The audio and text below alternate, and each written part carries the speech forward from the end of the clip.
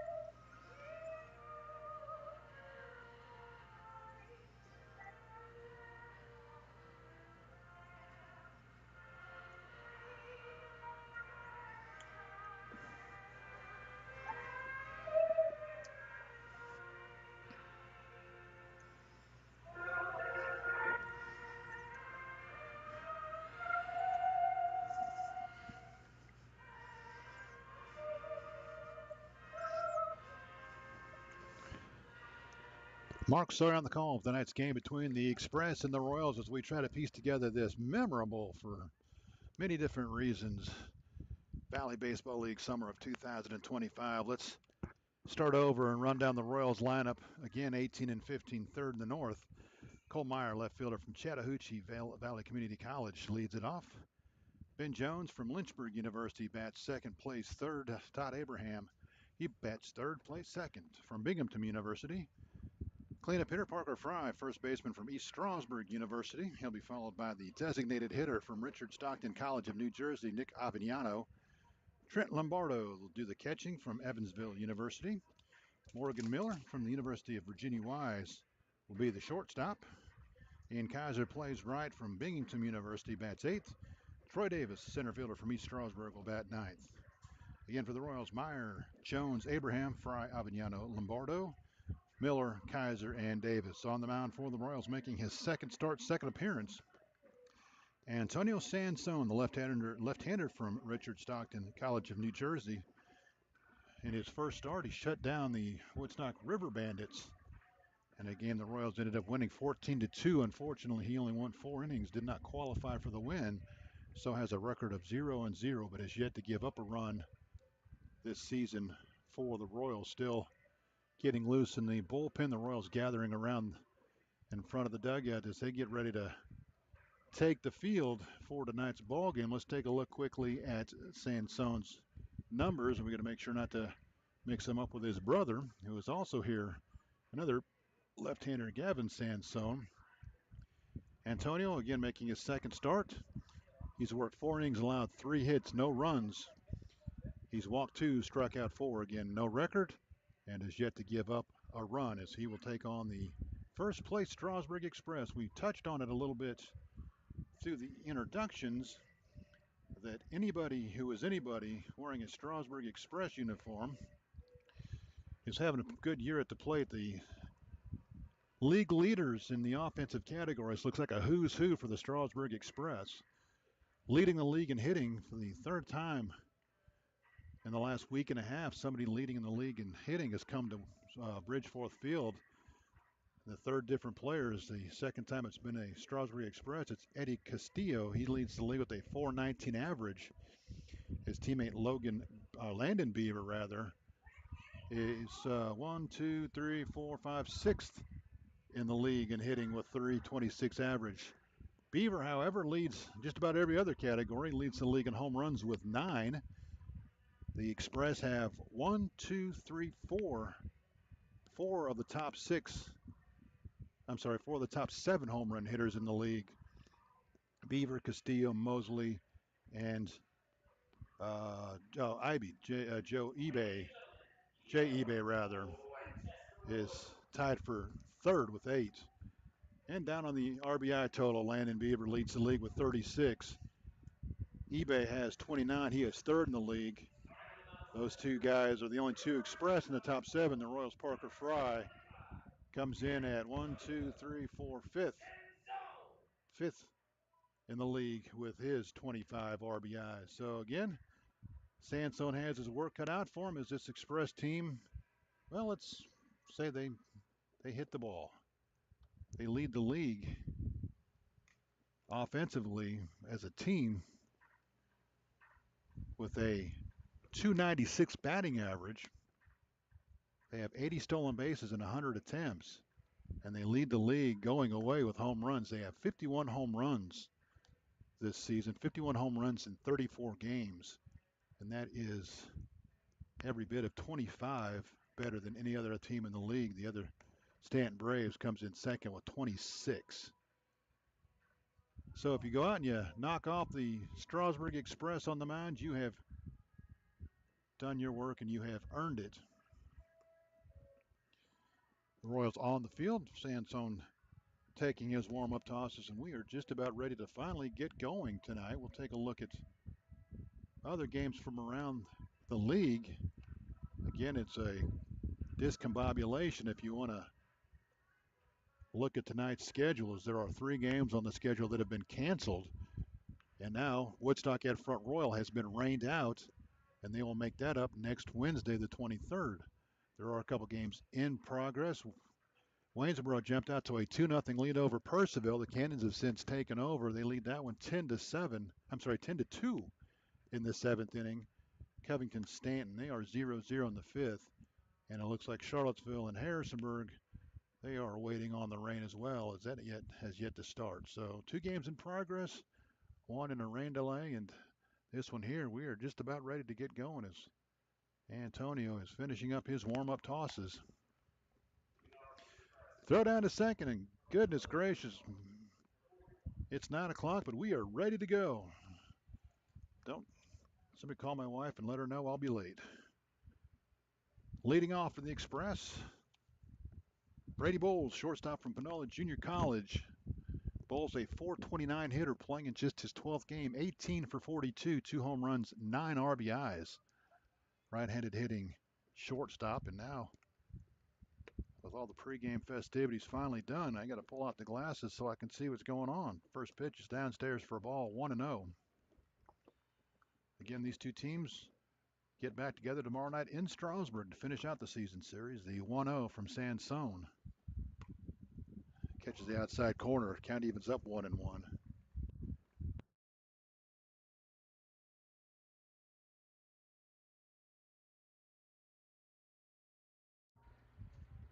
Sansone has his sign, the 1-1. Swung on and missed, 1-2. Good live fastball from Sansone there. With the Royals game against Harrisonburg being canceled, this will be 3 of the Royals will have just 3 home games remaining. That's off the plate for ball 2-2 tonight. Out of town the next 2 nights.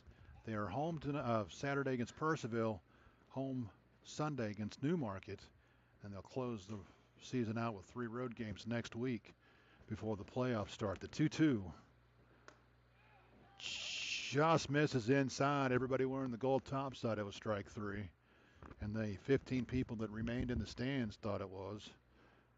Naturally, with a lengthy rain delay, the attendance has been affected severely. The 3-2 tapped right back up the middle, and that's going to get over the bag into center field for a base hit. So Bowles will lead it off with a ground ball to center field.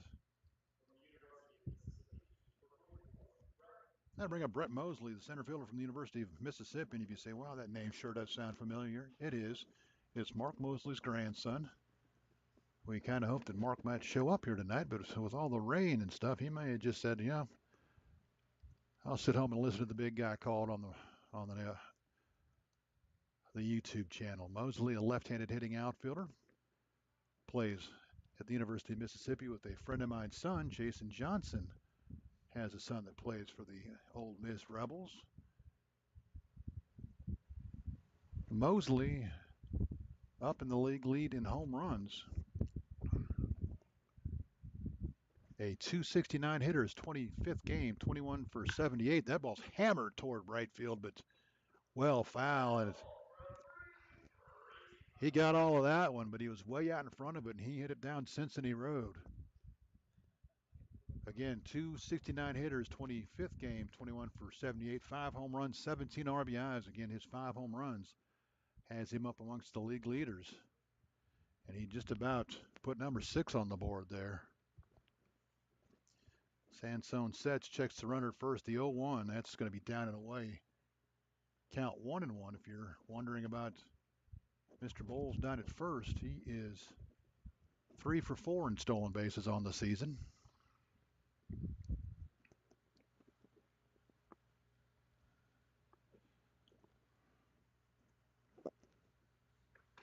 Throw to first back in time is Bowles.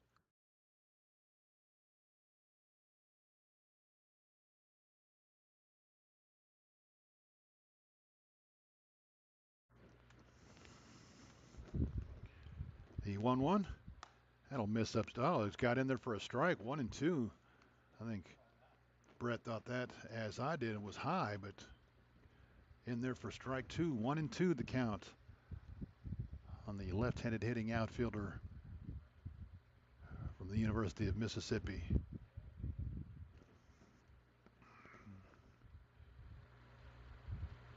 Sansone sets the 1-2. Slider down and away. Count evens up 2-2. Bowles at first. He led off with a single. We are just underway. Just the second hitter of the game. For those of you wondering why it's 5 after 9 and we're just getting going, Mother Nature had something to do with that. 2-2 the count to Mosley. Popped it up. Going out is Abraham. Coming in is Davis, and Davis will make the catch in shallow center field for out number 1. Mosley will fly out to center for out number 1, and that'll bring up Eddie Castilla. Castilla, the designated hitter from the University of New Orleans. Again, leads the league with a .419 batting average, playing in his 22nd game, 31 for 74. 7 home runs, 24 RBIs. That ball is crushed toward left. If it's fair, it's trouble. Coming over toward the line to make the catch is Myers. He was right on the warning track. And a couple of Express players making bids for home runs here in the early going. And just to get that back to you, Castilla hitting .419 and has 7 home runs on the season and just 74 at-bats. So that'll bring up Landon Beaver. If Castilla's not leading the league in something, Beaver is. Beaver leads the league in RBIs and home runs, has 9. A .326 hitter, 26th game, 29 for 89, 9 home runs, 36 RBIs. Downstairs, blocked nicely by Lombardo. Defensively for the Royals behind Sansone out in the outfield, left to right, Cole Meyer, Troy Davis, Ian Kaiser. Around the infield, third to first, Ben Jones, Morgan Miller, Todd Abraham, Parker Fry. Trent Lombardo behind the plate, and Sansone trying to get out of this first inning with no damage. Fastball in there for a strike. Count evens up 1-1.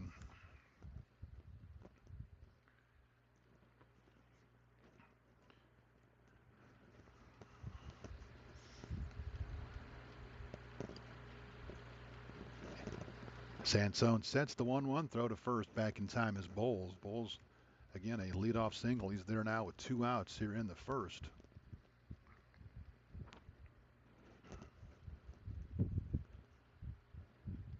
Sansone sets, checks the runner. The 1-1. Runner's off with the pitch. The throw down to second is going to be one hopped.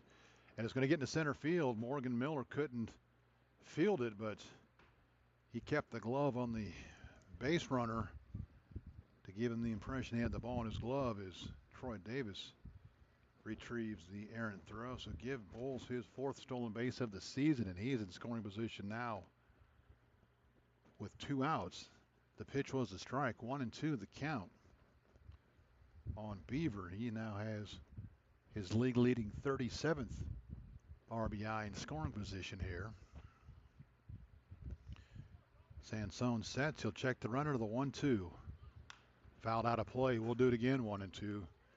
Jones is going to give it a look, and he is going to run out of room. Guess that was a little closer than I originally thought it was going to be, but certainly out of play. 1-2 the count.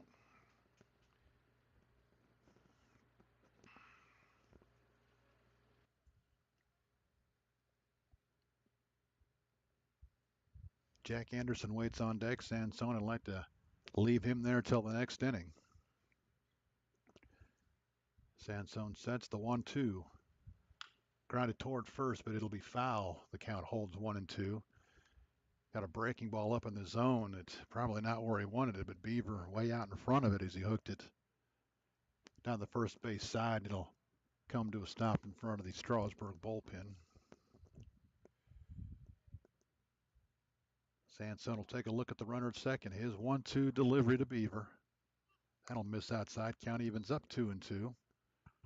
Went back to the breaking ball, but hung on to it a little bit too long, and it broke well outside. 2-2 the count. The set, the 2-2. Just misses outside. Sansone wanted it, so did the rest of the infield, but the count runs full, 3-2.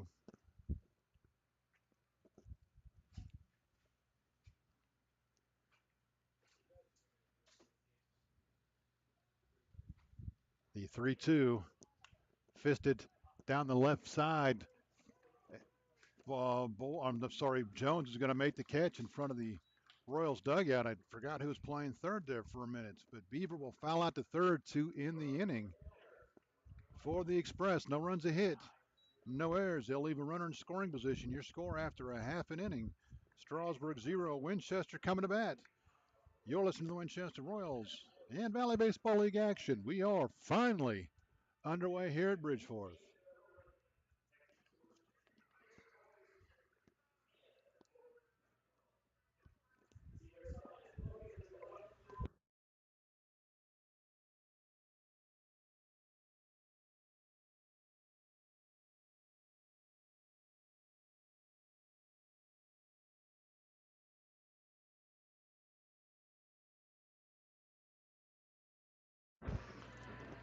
John Gray takes the mound for the Express. Gray,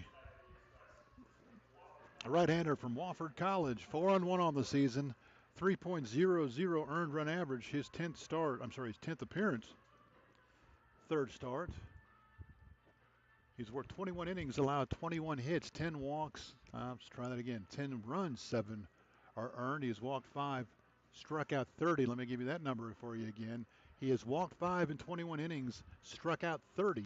Again, 4-1 with a 3.00 earned run average. It's safe to say that he picks up some strikeouts with regularity. Defensively for the Express, behind him out in the outfield, left to right, Carter Schmidt, Brett Mosley, Jay Douglas.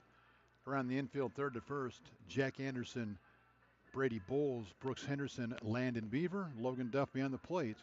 John Gray getting the start for Strasburg on the mound.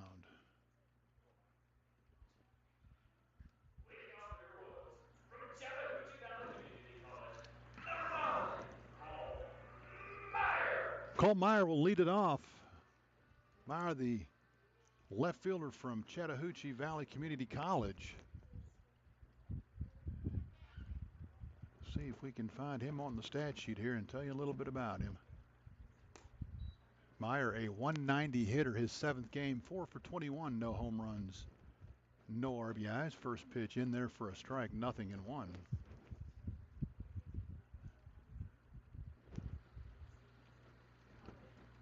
The 0-1 in there for a strike, 0-2. Good slider, catches the outside corner, and Gray quickly ahead, 0-2.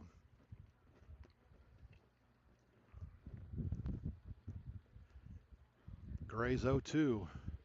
Grounded toward third. Anderson backs up. Long, low throw to first, and it's going to be scooped out by Beaver. Got it to first on a couple of hops, but got the job done. Meyer grounds out. 5-3 to start the inning, and that'll bring up Ben Jones.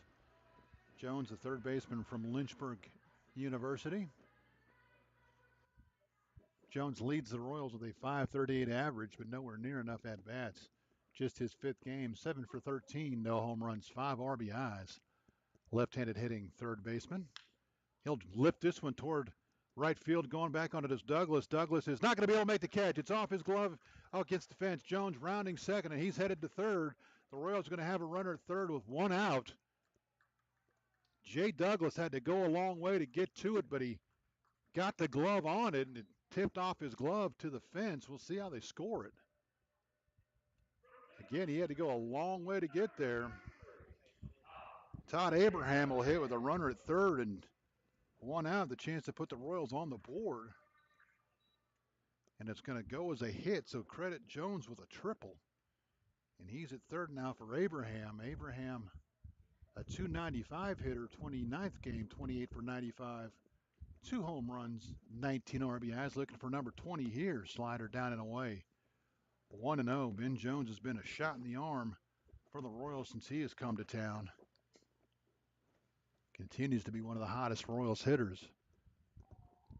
Gray sets the 1-0. That'll catch the outside corner, evens the count, 1-1.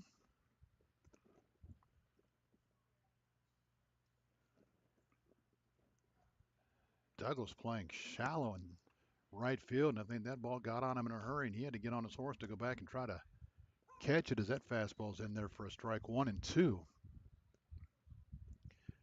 Abraham's job, put it in play, get the run across. A hit's a bonus, but you want the run. Gray sets, checks the runner, the 1-2. That'll miss way outside. Count evens up 2-2.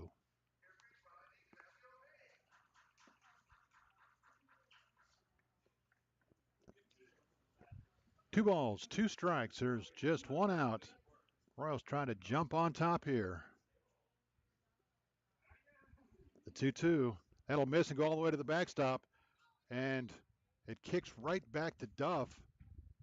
Jones started to come, but saw the carom right back to Duff and thought better of it. He stays at third, so the count runs full now, 3-2 on Abraham.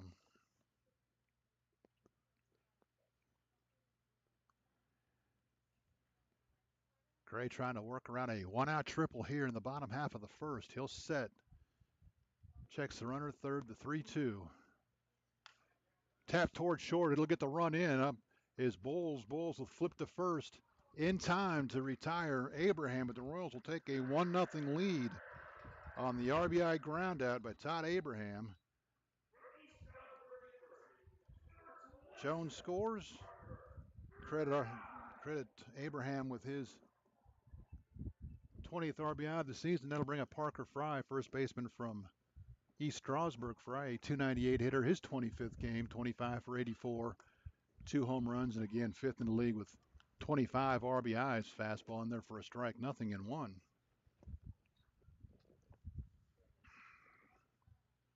Left-handed hitter facing the right-handed John Gray, the 0-1. That's down and in. Count evens up 1-1.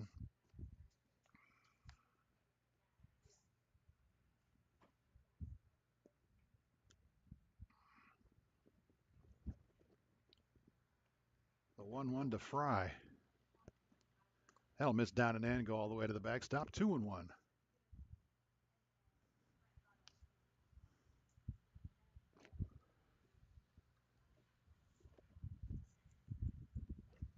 Both these teams, well, Strasburg has played 34 games, so they only have 8 remaining. They have a magic number of 5 to clinch a top 2 spot in the playoffs and a first round bye, as that one misses outside, 3-1. And what that means is any combination of Winchester wins or Strasburg losses, and of course, Percival has the same amount of games left, so that includes Percival, the 3-1. Tap foul toward the Strasburg dugout, 3-2 the count. Any combination of Winchester losses and Strasburg wins that equal 5. And the Express will clinch a first round bye. The 3-2 tap toward first. Beaver will field. He will run over and tag the bag to retire the side. A one-out triple from Ben Jones. He scores on the RBI groundout. The Royals pick up a run on a hit. There were no errors, nobody left. Your score after one, Winchester 1, Strasburg nothing. You're listening to the Winchester Royals and Valley Baseball League action.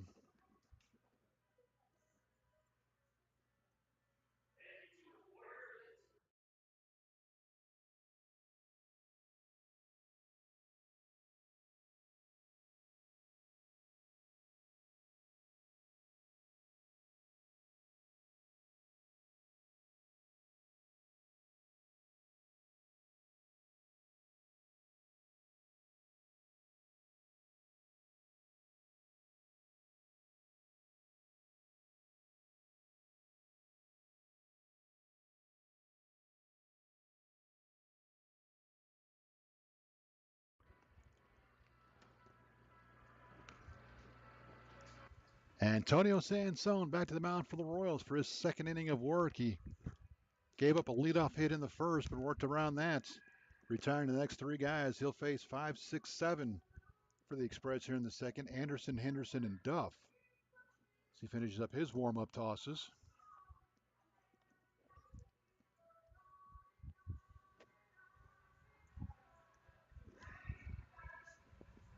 Anderson, the third baseman from James Madison University, will lead it off.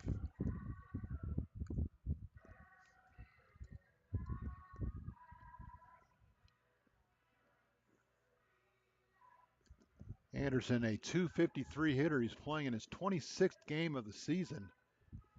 24 for 95, and he has 4 home runs and 18 RBIs, so his name in consideration for that list of home run hitters that wear the purple.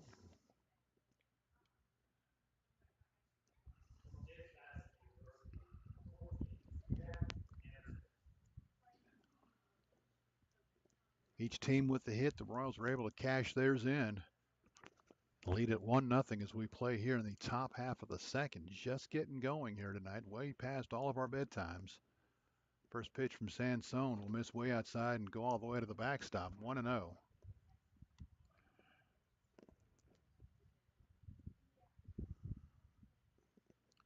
Anderson, a James Madison Duke, used to wearing the purple. The 1-0. Hammered deep to left field. Myers going back. He is going to watch it clank off the scoreboard. We're 1-1. Well, the Express had several guys try it in the first inning. This time Jack Anderson does it. His 5th home run of the season. He moves into contention for the home run lead. 19th RBI, and just like that, the hard-hitting Strasburg Express have tied the game up with one swing of the bat. Meyer went as far as he could and watched it clank off that brand new scoreboard out there. Brooks Henderson, the hitter now, the second baseman from UMBC, Maryland, Baltimore County. Henderson, a .250 hitter, his 19th game, 14 for 56. One of very few Strasburg players without a home run. No home runs, 6 RBIs. Fouled out of play, 0-2. And that's Jack Anderson saying that's for all you people that say we hit home runs because we play in Strasburg. You got one out of the big ballpark here off the scoreboard. The 0-2 to Henderson. Tap toward third. Ben Jones comes up, sidearm throw to first. Bang, bang play. He is out. Nice play, Ben Jones, to pick up the first out here in the second. Logan Duff, the catcher from Randolph-Macon, steps in.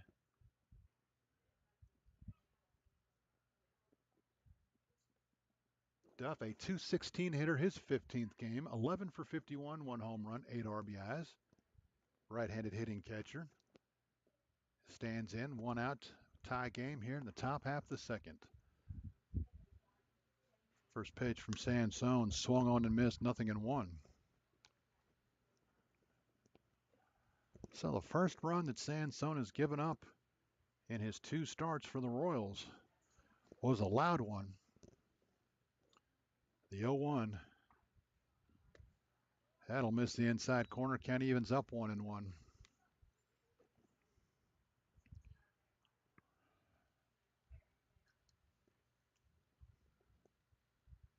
Antonio takes a little walk around the mound. Now he's back up, ready to go. The line, the 1-1. Grounded toward third. Again, Jones up with it. This time a much easier throw. And again, he sidearms it. This time he one-hops it to Fry, who was able to scoop it and save the air. Not a great throw from Jones, but Fry bails him out. And there's 2 outs here in the second for Carter Schmidt from also Randolph-Macon.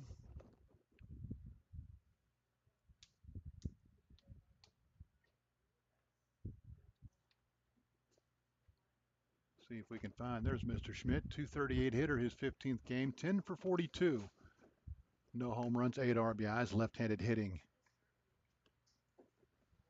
outfielder, playing left tonight. First pitch off the plate for a ball, 1-0. Antonio lines the 1-0. That's in there for a strike. We're even 1-1.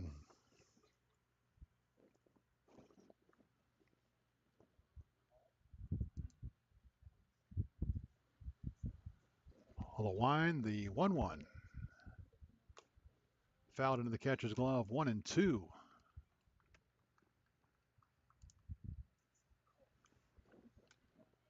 So we've seen 3 hits so far here in the first inning and a half. 2 of them for extra bases. 1 of them left the ballpark.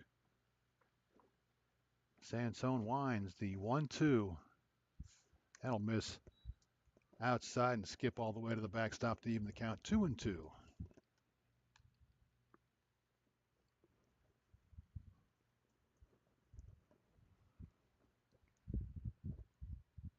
I don't know how old the bat boy is tonight, but he's got to be past his bedtime. I know we're past mine. The line, the 2-2. Upstairs for a ball, 3-2.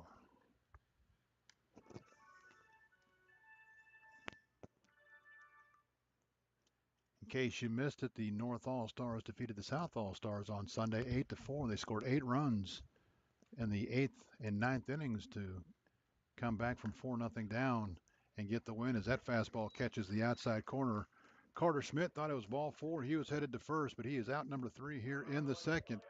For the Express, run on the Jack Anderson home run. 1 hit, no errors, nobody left. Your score after an inning and a half. We are 1-1, Winchester Strasburg. You're listening to the Winchester Royals and Valley Baseball League action.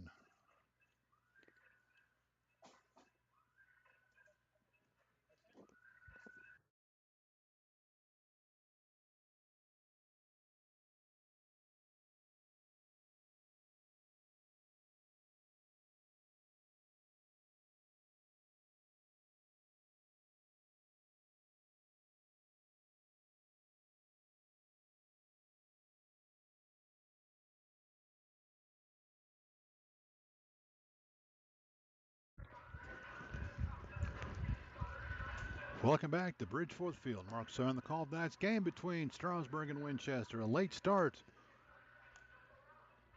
for all you Valley Leaguers. Just heading to the second inning. I guess we're not going to watch Hogan's Heroes tonight. John Gray back to the mound for the Express. The Express got that run back that he gave up in the first. He'll try to keep the Royals off the board here in the second. He'll face 5, 6, 7, Avignano, Lombardo, and Miller.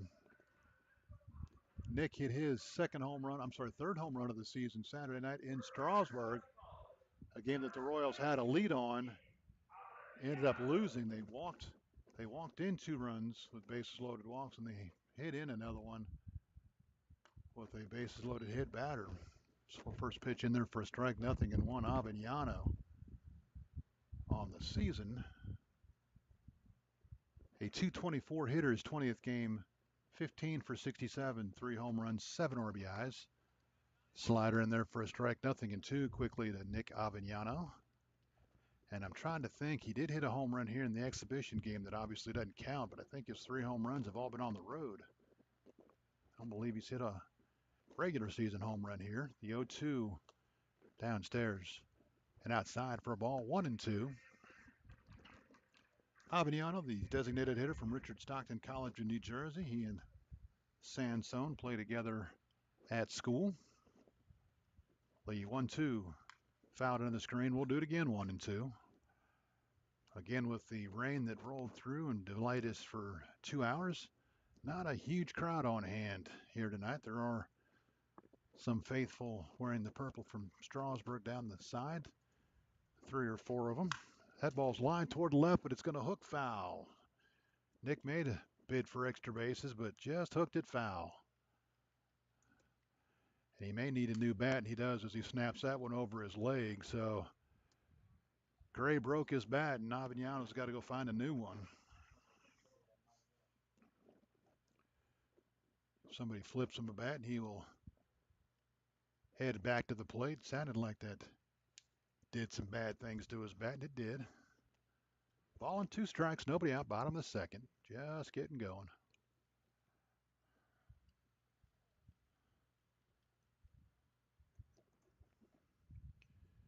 Gray sets his 1-2. Fouled out of play. We'll do it again, 1-2. I don't know what they do tonight with all the kids that have gone home and gone to bed. Who's going to go chase the foul balls? It doesn't look like there's a whole lot of people out there looking for a free freezy pop tonight.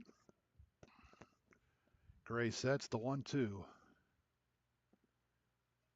That ball's lifted toward left, but it'll hook foul and land in the, well, no, it won't land in the Royals bullpen. It'll one-hop the fence and go into the Royals bullpen, but Schmidt not able to catch up to it as it falls fouling out of play. So once again, the count holds at 1-2. Avignano trying to get the Royals going here in the second.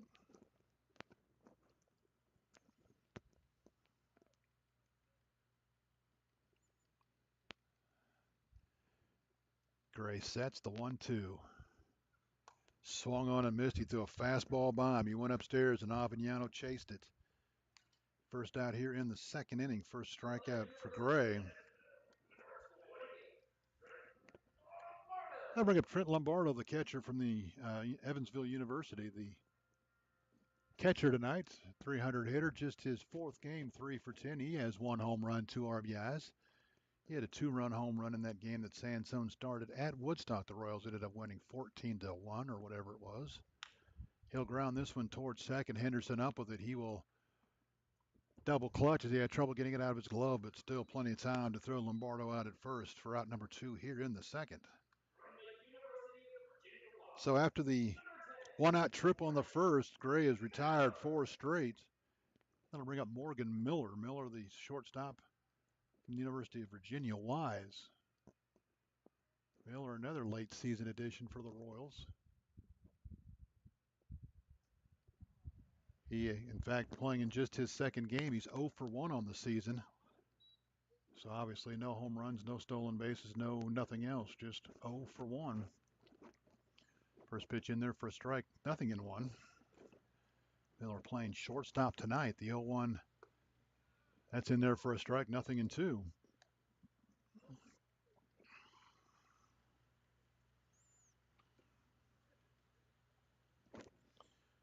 Gray looking to get out of the inning, 1-2-3 with the second strikeout. The 0-2 to Miller.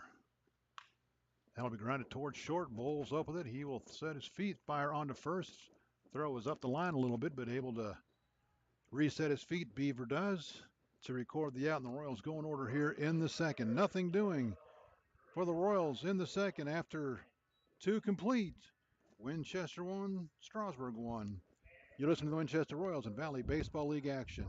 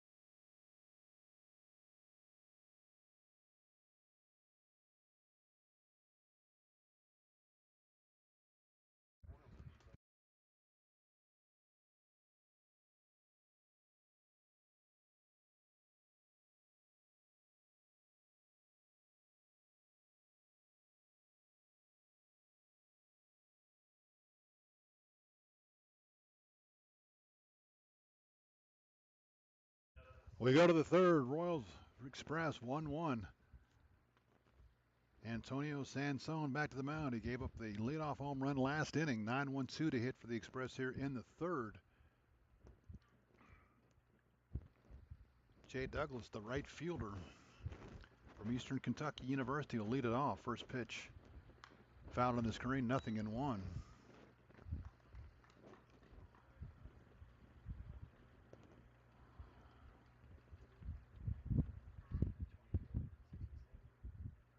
Where's Mr. Douglas on their stat sheet? He's on there somewhere. I know he is. There he is, a .358 hitter, his 21st game. 24 for 67 as he fouls this one down the line. It's not a foul ball. It's going to be inside the line, into the corner. Kaiser up with it, and he will launch it. He just overthrew everybody, and a one hop into the third base, but had Douglas kept running, he'd have been safe at third easily, as that throw was well up the line. And before I had a chance to say, you know, you got a nice luxury with your 9-hole hitter hitting .358, he lines one down the line for his fourth double of the season. 1 home run, 8 RBIs, and the Express have a leadoff hitter in scoring position here in the third. Did I mention these guys can swing it a little bit? Third hit of the game for Strasburg. 2 for extra bases. And back to the top of the order for Brady Bowles, who singled and stole second his first time. That's downstairs for a ball, 1-0. Got a moth crawl all over, man. Kind of caught me by surprise. I was a little startled. Thought you were tickling my arm for a second. The 1-0 to Bowles. That'll miss inside, 2-0.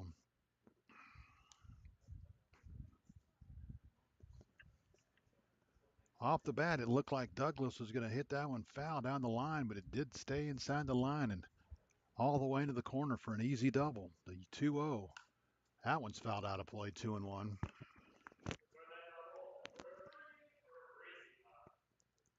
When you got the arsenal the Strasburg team has, 1 through 4, and you got a number 9 hitter hitting .350, boy, that's really a nice combination to have.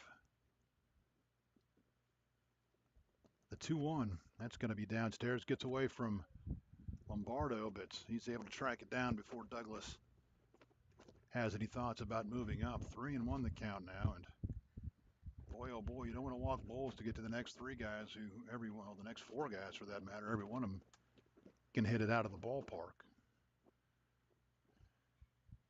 Sansone sets. He'll check Douglas at second, the 3-1. Fouled into the screen, 3-2.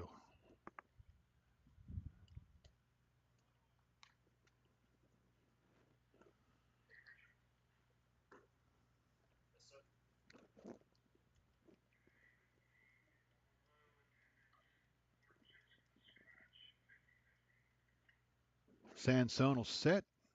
Checks the runner, the 3-2. That'll miss down and in, ball 4. So Bowles draws the walk.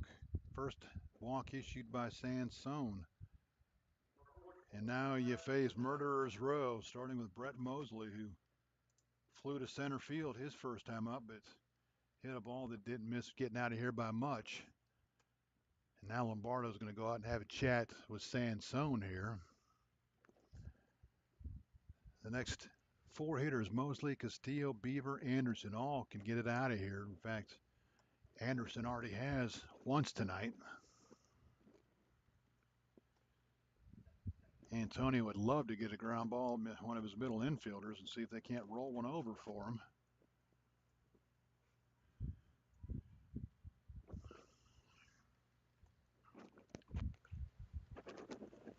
Mosley 0 for 1.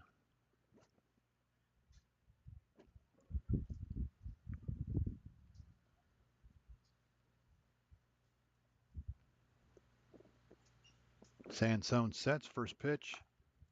In there for a strike, 0-1.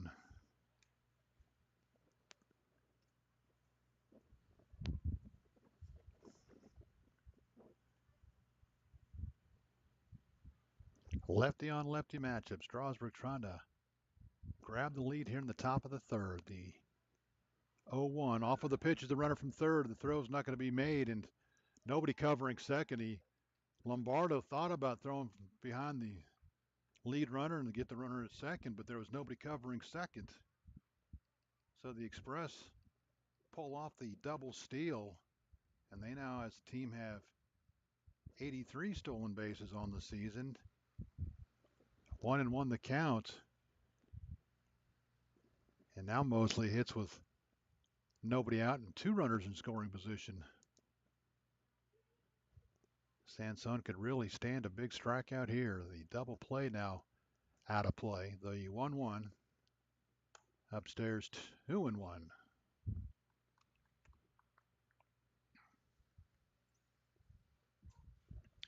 Eddie Castillo waits on deck. He leads the league with a 421 batting average.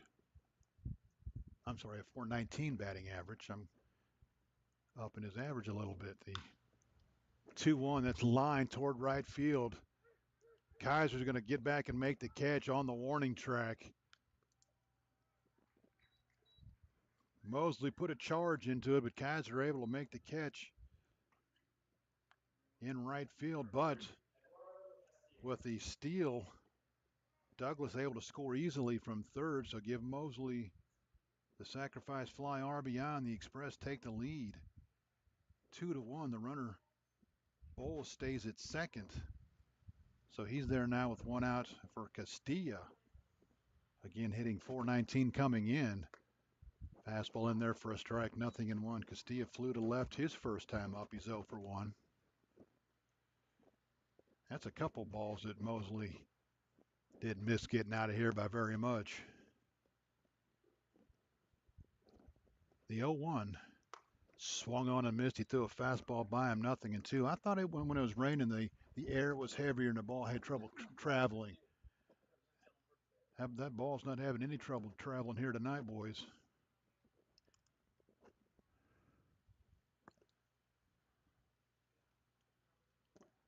The 0-2 to Castilla. Popped it up in the infield. Should be easy for either Abraham or Miller. Abraham will call everybody off and he'll make the catch. So a big second out for Sansone and the Royals.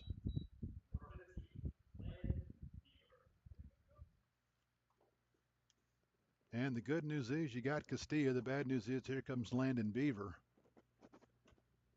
who fouled out to third his first time up with a runner in scoring position. You know, he'd like to atone for that right here with a runner at second. Ripped toward the Strasburg dugout. Unfortunately for them over there, they put that fence up in front of the dugout when they redid the fields. Otherwise, somebody was going to get that off the chops. He hit the daylights out of that ball, but ripped it foul toward his own dugout. 0-1 the count on Beaver.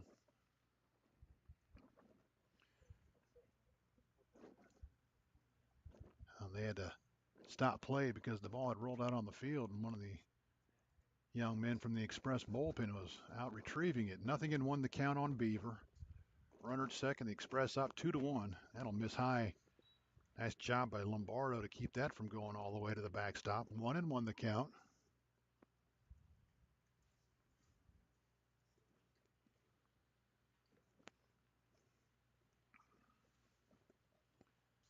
Sansone has his sign. He'll take a look at second. Sets, checks the runner again, the 1-1. That'll miss outside. That's going to go all the way to the backstop. So Bulls will move to third. See how they score that one. Bulls at third now with 2 outs. And wild pitch, is that what I heard? Wild pitch charged to Antonio Sansone. And now Strasburg with the runner at third. Chance for Beaver to make it 3-1 here. With a 2-out base hit. The 2-1. That'll miss upstairs. 3-1. And normally walking Beaver in this situation might not be a bad idea, but Jack Anderson's already left the ballpark once tonight.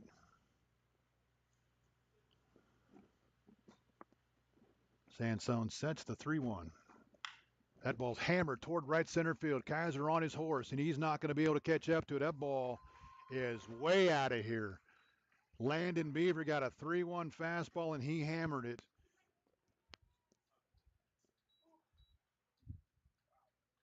That ball was crushed. Kaiser took off like he had a chance, but he just got to the fence and watched it. For Landon Beaver, his league leading 10th home run, his league leading 37th and 38th RBIs, and Strasburg has jumped out to a 4-1 lead here in the third. And as is normally the case with the Strasburg Express, they are playing home run derby here tonight. That ball hammered towards center field. Going on back on it is Davis, and he'll make the catch. Is Anderson. If he pulls that a little bit, he might have his second of the night. For the Express here in the third, they score 3 times on just 2 hits. There was a walk in there, no Winchester errors, nobody left on base. Your score after 2.5, Strasburg 4, Winchester 1. You're listening to the Winchester Royals and Valley Baseball League action.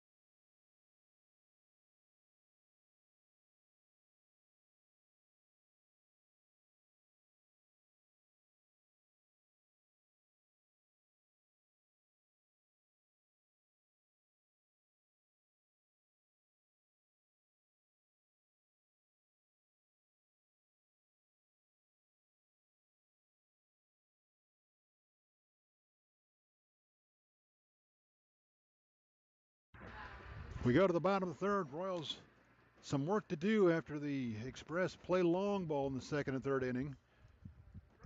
8-9-1 to hit for Winchester. Ian Kaiser to lead it off.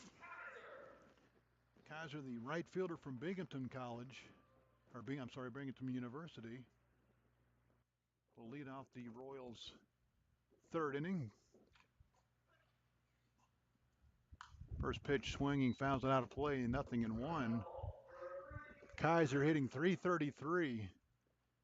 He's playing in his 13th game, 11 for 33, 1 home run, 8 RBIs.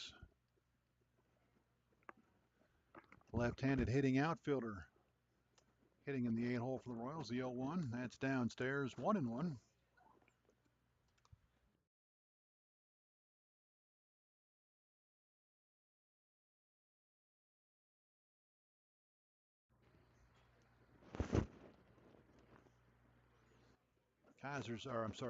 Gray set swung on and missed, 1-2. Kaiser chased one down and away, 1-2.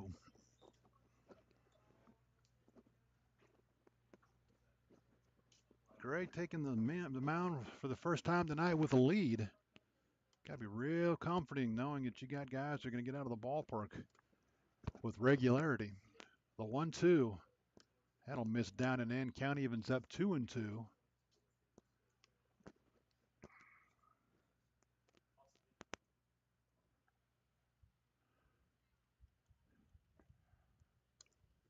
Gray sets the 2-2. Grounded right back up the middle, but gloved by Gray. He throws the glove down and makes a great snag.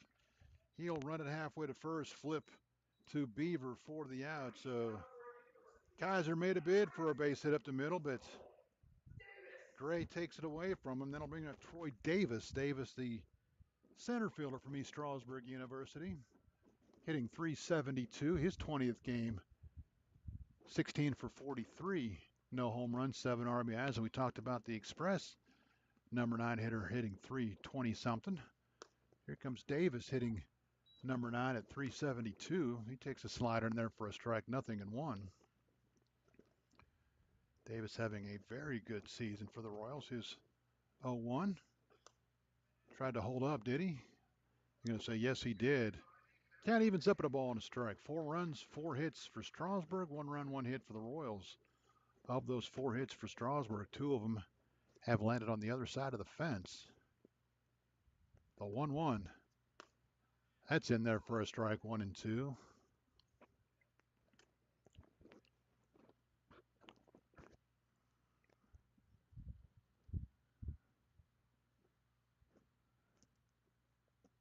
The 1-2. That's going to miss downstairs. Count evens up 2 and 2. Davison back to the top of the order for the Royals here in the third. Down 4-1. They grabbed the early lead, but it didn't last long. The 2-2. Slider called strike. Davis thought it was outside. He is called out on strikes.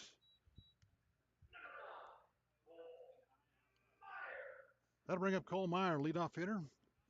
0 for 1, grounded to third his first time.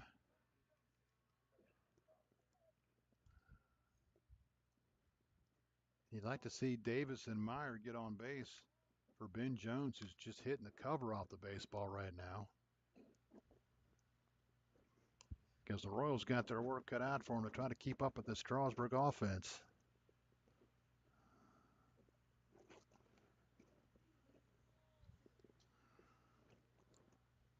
The 0-1. Tap foul at the plate, nothing in 2.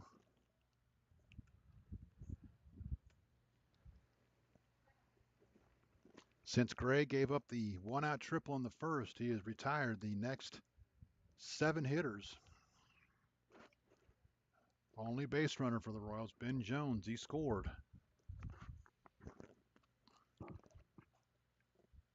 The 0-2 to Meyer. That's upstairs for a ball. 1 and 2.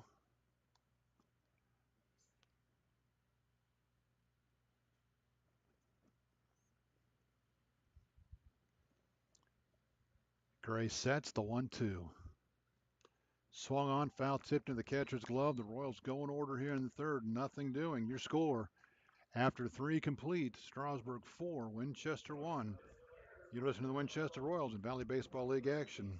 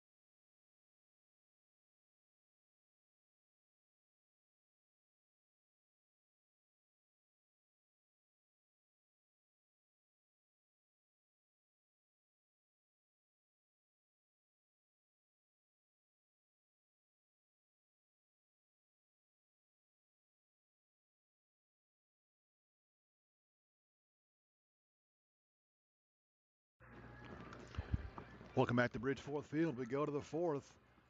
Antonio Sansone with his work cut out for him to try to hold this Strasburg team right at 4 runs. Out of town scores.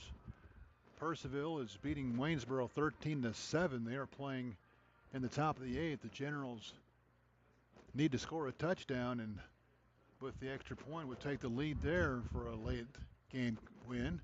Everybody else, well, they are being affected by Mother Nature. Woodstock at Front Royal rained out. Covington at Stanton in a rain delay. Charlottesville at Harrisonburg, no update. We're assuming they're in a rain delay as well if they haven't been rained out. First pitch to Brooks Henderson, fouled into the catcher's glove, 0-1. Henderson 0 for 1. He grounded to third his first time up. 4 runs, 4 hits, no errors for Strasburg. A run, a hit, no errors for the Royals. Top half of the fourth, the 0-1. Fouled out of play, 0-2. Sansone hasn't pitched badly. He's got a couple pitches he'd like to get back that landed on the other side of the fence, and you just knew that 3-1. Landon Beaver was looking for something he could hit out on the road, and he got it. The 0-2. That'll miss down and in. Count 1-2.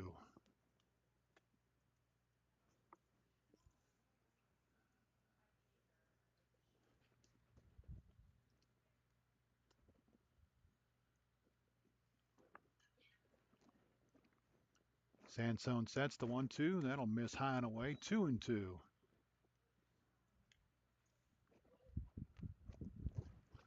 Again, these two teams right back at each other tomorrow night in Strasburg. The season finale between these two. The 2-2. That'll miss downstairs. 3-2. So he's gone from 0-2 to 3-2. Leadoff hitter here in the fourth. 6-7-8 for the Express here in the fourth. The 3-2. That'll miss inside. I think it hit him. So it'll officially go down as a hit batter, but it was ball four either way. It'll be the first batter he's hit tonight. The only walk he's turned in, scored on the Beaver home run. Logan Duff 0 for 1. He grounded to third his first time up. Royals, like many other teams in the league, playing every night for the rest of the season, including a couple of games that got tacked on at the end of the season next week, Tuesday and Wednesday. Tuesday they go to Newmarket. Wednesday they go to Purcellville. They closed the season on a 3-game road trip, swung on and missed, nothing in one. They were supposed to finish up after the weekend with a road trip to Front Royal to end the season, but Mother Nature has dumped a couple of makeup games on Tuesday and Wednesday next week. The 0-1, that'll miss high and away, and I think Lombardo got crossed up as he was diving one direction and the ball came a different direction. I don't think he expected what came. Strasburg, they have played 32 games. Is that right? I'm sorry, they have played 34 games. Can't read my own writing. That's ridiculous. They are 23-11.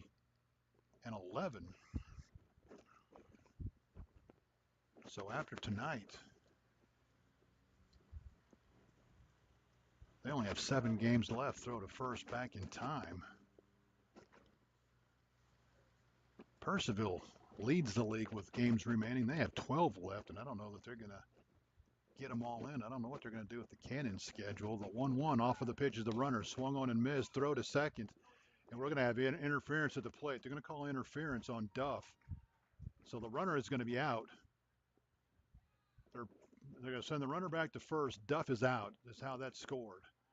So Duff out on interference. I guess that goes 2 unassisted. Is that how that scores that?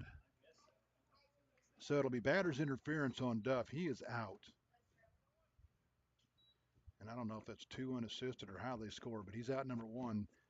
Henderson's got to go back to first. And that'll bring up Carter Schmidt. Schmidt struck out looking his first time up. He's 0 for 1. So immediately the home plate umpire came up, pointed to the batter, and signaled that he was out. Throw to first back in time is Henderson. And even though he had to throw through the hitter, it wasn't a horrible throw from Lombardo. First pitch swung on and missed, and Carter Schmidt saw his teammates hit a couple out of the ballpark, and he wanted to give it a ride as he chased one about chin high and took a hack for all he was worth. Comes up empty, 0-1 to count on Schmidt.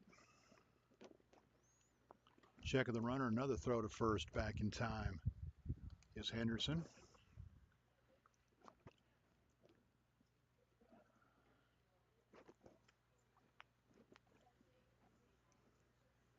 The 0-1, that misses outside, 1-1. Well, for the first summer that I can remember, we haven't had anybody talk about a drought this summer, that's for sure.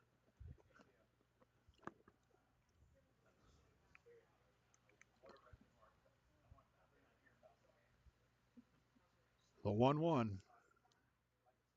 that'll miss down and away, 2-1.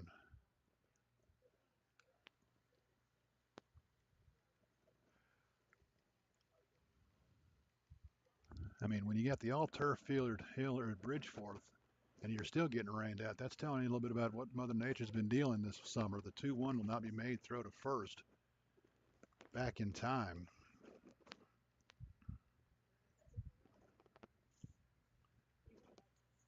Schmidt ahead in the count, 2-1. One out here in the fourth. That'll miss upstairs, 3-1. You certainly don't want to walk Schmidt to get to Douglas and the top of the order.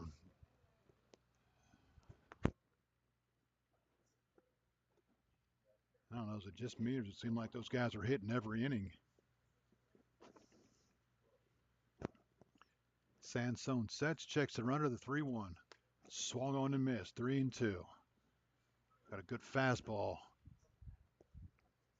to run the count full, 3-2. See if Strasburg sends the runner from first. Brooks Henderson, one out, full count. Sansone takes a look, the 3-2. Swung on and missed. Schmidt down on strikes for out number 2 here in the inning. Second strikeout for Sansone, and they've both been Carter Schmidt. One's looking, one's swinging. Now bring up Jay Douglas, and if he does what he did last time, Strasburg's going to grab a 5-1 lead as he lined a shot right down the right field line into the corner for a stand-up double. And with speed at first, Henderson will probably easily score on that play. 1 for 1 with a run scored. Takes a pitch inside, 1-0.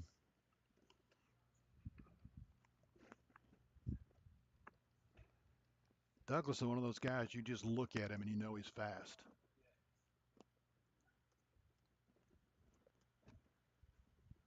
Throw to first, back in time is Henderson.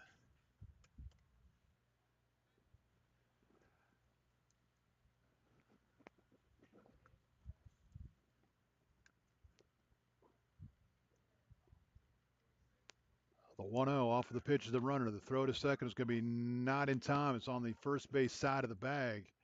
Sliding in safely is Henderson. It's the 4th stolen base of the game for Strasburg. And they'll have a runner at second base now with 2 outs for Douglas. 1-1 the count as the pitch was a strike.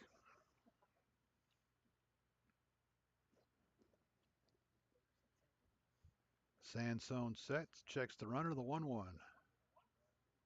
Fouled off the catcher's glove into the backstop, 1-2. And now they're going to say catcher's interference. So Douglas will head to first. So how often do you see a batter interference and a catcher interference in the same inning?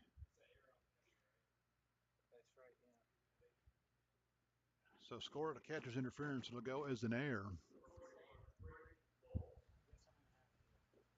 Back to the top of the order for Brady Bowles. Bowles 1 for 1 of the walk. He's already stolen 2 bases and scored a run tonight. Came in on the Beaver home run. First pitch lifted toward right field. Should be easy for Kaiser. He'll come on and make the catch. So a couple of base runners will be stranded for the Express here in the 4th. No runs, no hits. Winchester makes the 1 error. The Express will leave 2 on base. Your score after 3.5. Winchester trailing it 4-1 to the Express. You're listening to the Winchester Royals and Valley Baseball League action.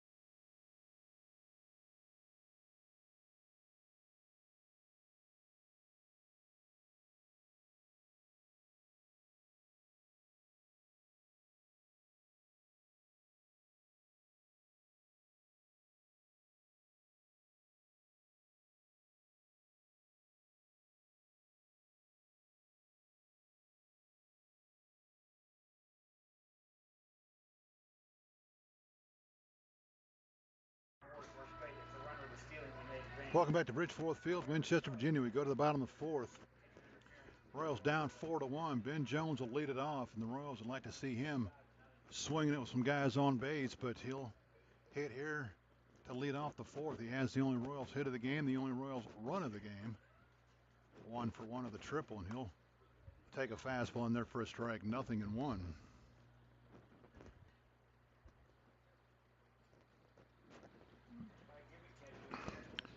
Jones, the third baseman from Lynchburg University, he and his Hornet teammates have made a couple of runs at national championships. He picked up one a couple years ago.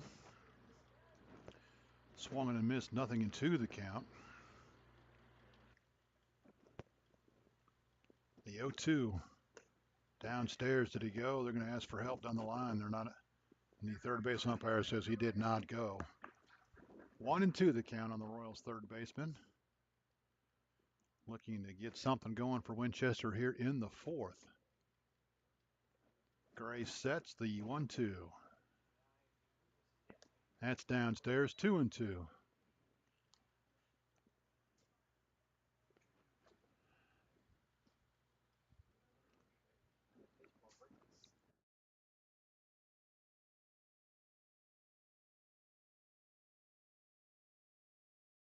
The 2-2. That's grounded sharply to short. Up with it is Bowles. Couple of curl hops. Low throw to first. Dug out nicely by Landon Beaver at first. Beaver doing it on both sides of the field, on the offensive and defensive side, as Jones grounds out 6-3. First out of the inning. Then I'll bring up Todd Abraham. Abraham 0 for 1. Drove in the only Royals run with an RBI ground out in the first.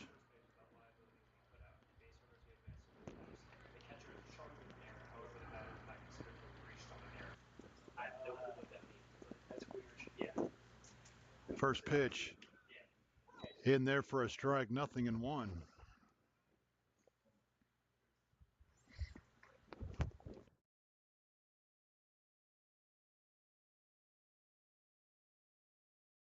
The 0-1 swung on and missed.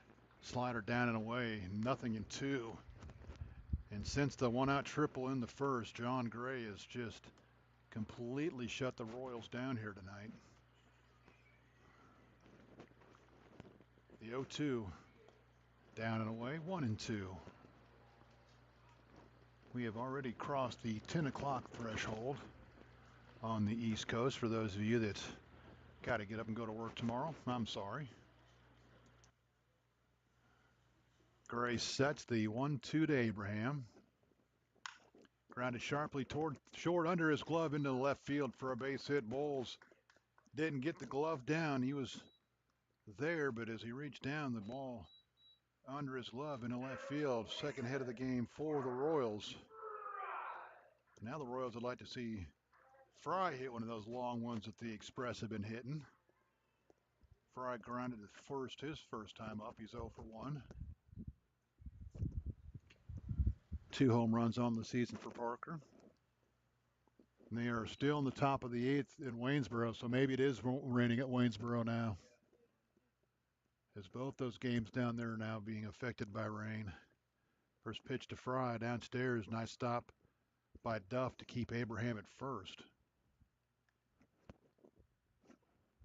Of course, the Cannons don't care because if they stop that game where it's at, they get a win. Covington and Stanton, poor Covington, they're right there with Percival and trying to figure out how they're going to make up all their games. A 1-0. That ball lifted toward center field, but it's going to be right at Mosley, who will make the catch and chase Abraham back to first. So Fry hit it hard, but right to the center fielder. That'll bring up Avignano for 1 of the strikeout and a broken bat.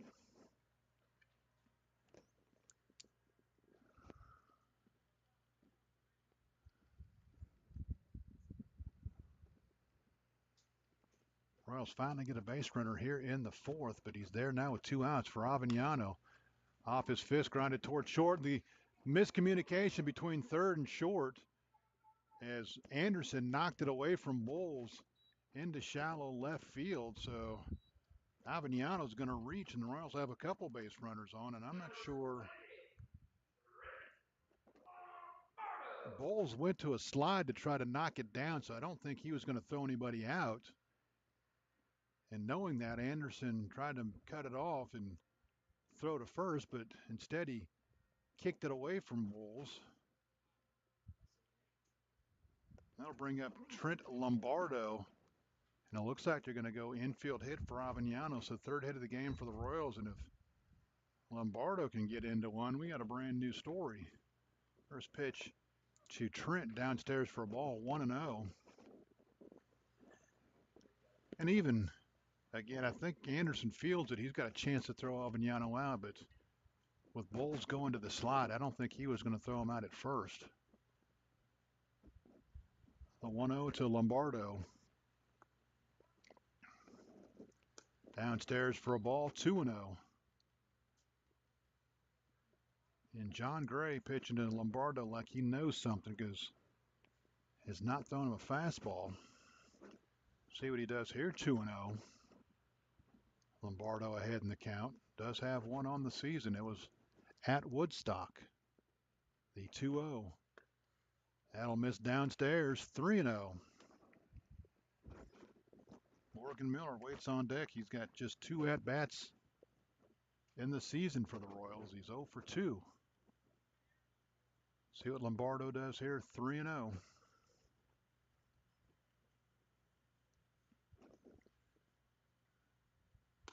Fastball right down the middle, taking all the way. 3-1 the count. And I'm sure Lombardo would love to see that same pitch again. My guess is he's not going to.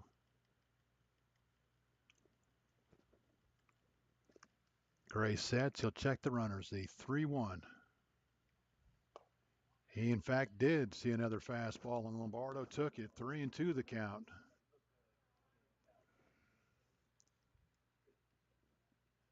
So Gray has battled back to run the count full. 3 balls, 2 strikes. 2 on. Royals down 3. Bottom of the 4th. Gray sets, checks the runners. The 3-2. Foul tipped at the backstop, and we'll do it again, and the runners will have to return to their bases. Abraham to second, Avignano to first. They're off with the head start on the 3-2, 2 outs. Lombardo 0 for 1. He grounded to second his first time.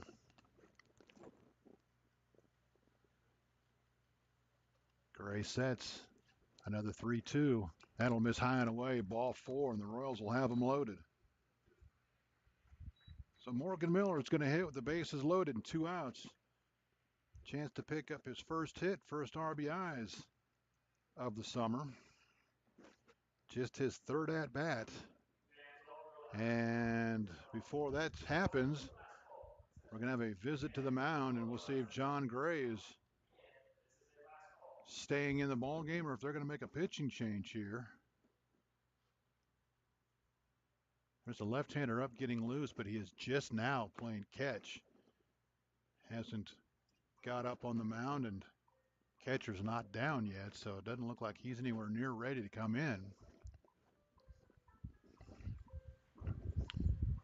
Home plate umpire says, all right, gentlemen, that's enough. It's after 10. Let's go to work.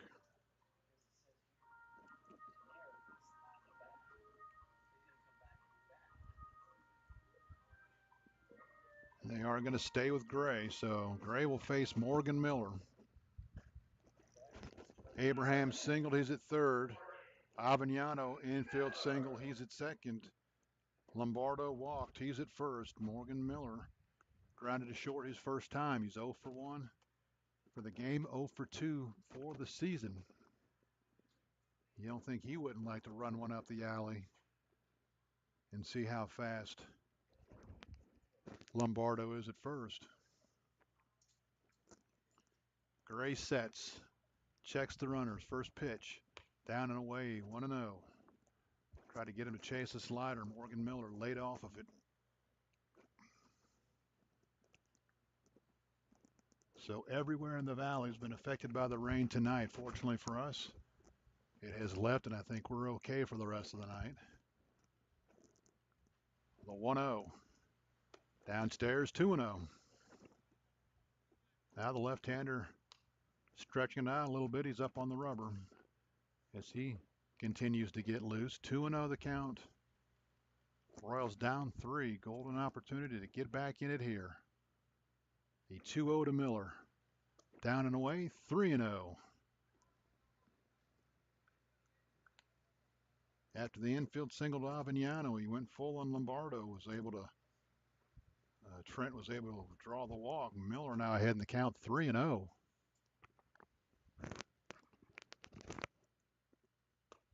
Fastball in there for a strike, 3-1, taken all the way.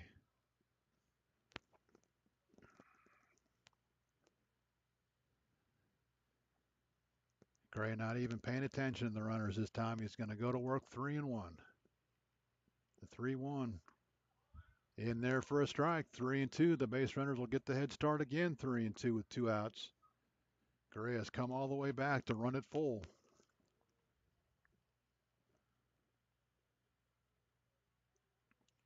Gray sets. Big deep breath, the 3-2, and that's down and away. They called strike 3. It was down and away, and he called him out on strikes. Wow. Morgan Miller strikes out on ball 4. 2 in the inning.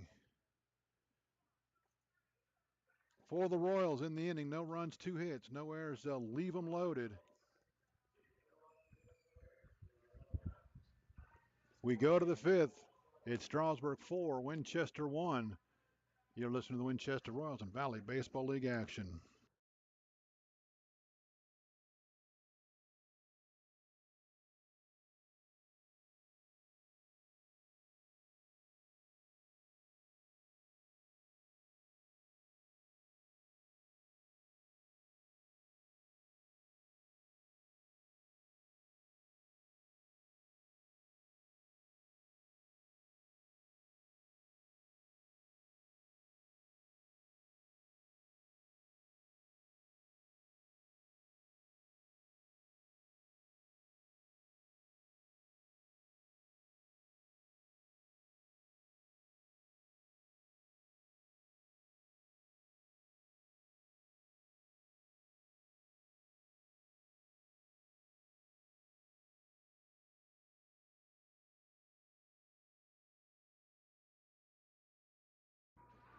We go to the 4th. Oh, I'm sorry, we go to the 5th.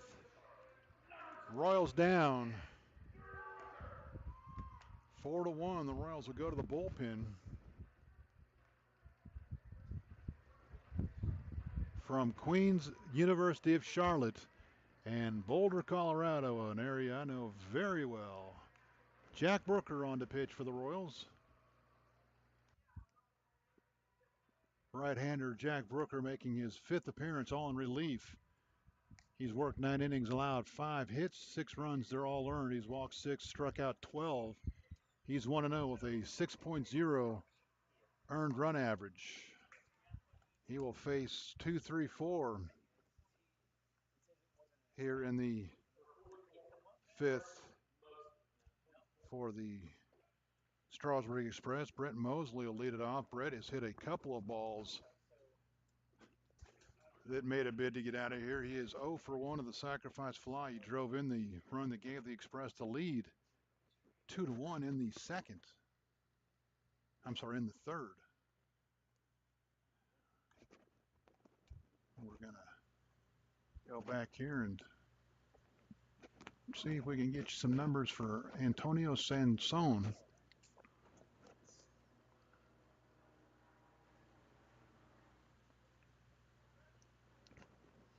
Sansone goes 4 innings, allows 4 hits, 4 runs. They're all earned. First pitch in there for a strike, nothing in 1. 1 walk, 2 strikeouts. He hit a batter, 1 wild pitch, gave up 2 home runs, did not balk, and he is the pitcher of record. The Royals can't come back here tonight. The 0-1 from Brooker. Swung on and missed, nothing in 2. Good breaking ball there to get ahead in the count, nothing in 2.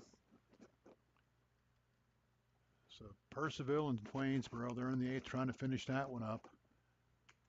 And they have called that one. So Percival gets the win in a shortened game, the 0-2, high and tight.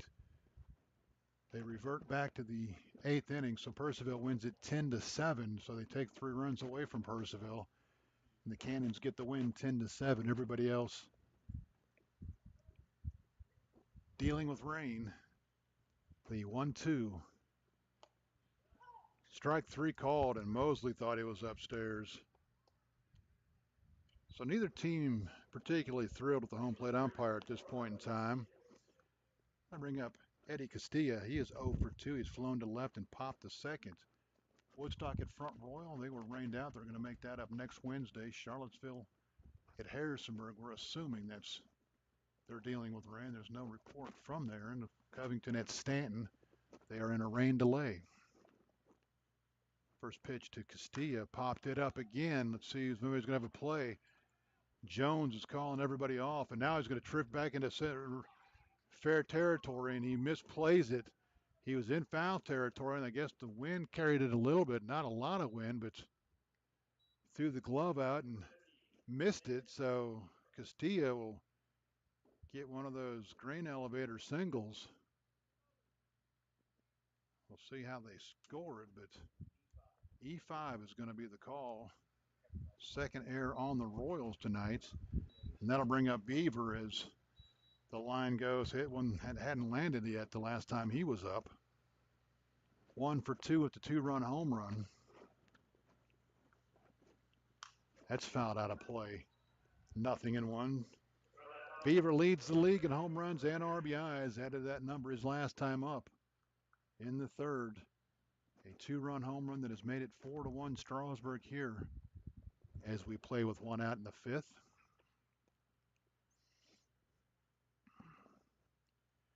Royals would like to see him hit one on the ground at somebody. 0-1 upstairs for a ball, 1-1. Even if it's not at somebody, at least it's on the ground. It's going to stay in the ballpark.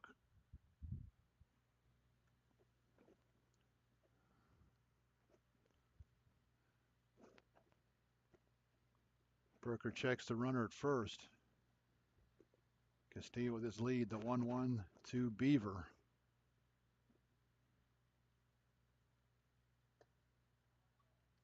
Just misses downstairs, and somewhere Morgan Miller is saying, you just called me out on strikes on that pitch.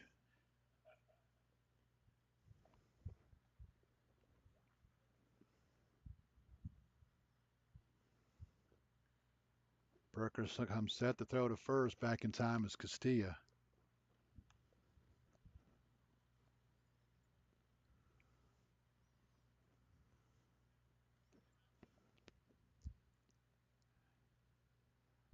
Another look to first. Now he comes set to 2-1. That'll miss high and away, 3-1. And it was about here that he got a fastball last time up that he hammered over the right center field fence. Not a guy you want to get behind in the count on. Brooker comes set to 3-1. And he walked him. Castillo will head to second. Beaver down to first. First walk for Brooker. And that'll bring up Anderson. Anderson, a solo home run in the second to tie the game. He's also flown to center. 1 for 2.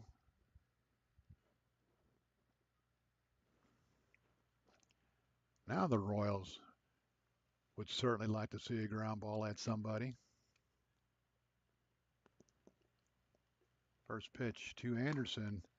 That's in there for a strike, 0-1.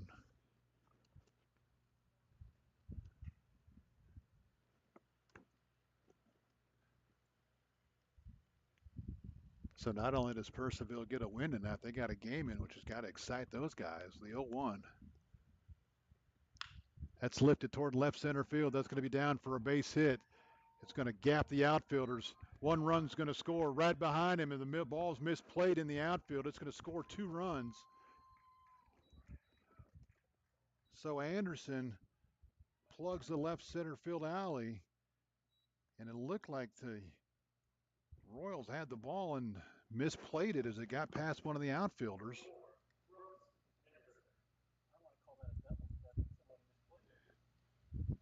So Castilla scores. Beaver scores right behind them. It's now 6-1. It's going to be at least one RBI for Anderson, his second of the night. He also picks up his second hit.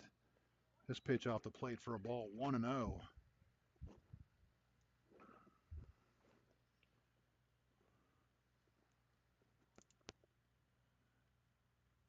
Brooker comes set. He'll check the runner at second, the 1-0. That's sharply grounded to short. Morgan Miller up with it. He will fire on to first in time. So there are 2 outs now. And it very well could go as a single and another error on the Royals as that ball was mishandled out in the outfield, allowing Beaver to come around and score.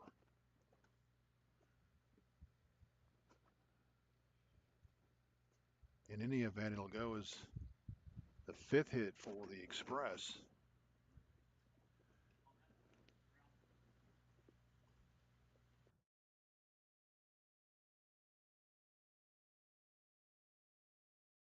First pitch upstairs for a ball, 1-0. Duff is 0 for 2. He's grounded to third and was called out on batter's interference on the stolen base attempt. However you score it, the Express put 2 more on the board, and the Royals' task has gotten that much more difficult here. Well, 1-0. Downstairs for a ball, 2-0.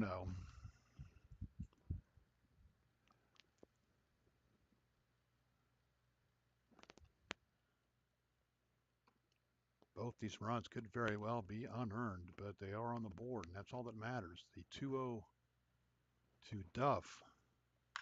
Grounded toward Miller, and that's going to hit the base runner. So tonight we have seen a little bit of everything. A catcher's interference, a batter's interference, now a runner's interference. So officially Duff will reach on the fielder's choice. Anderson is out 6 unassisted on the interference. But the Express score 2 more runs on just 1 more hit. There was at least 1 Winchester error and 2 runners left on base. I'm sorry, 1 runner left on base. Your score after 4.5. As we approach 10:30, we're halfway home. You're listening to the Winchester Royals and Valley Baseball League action.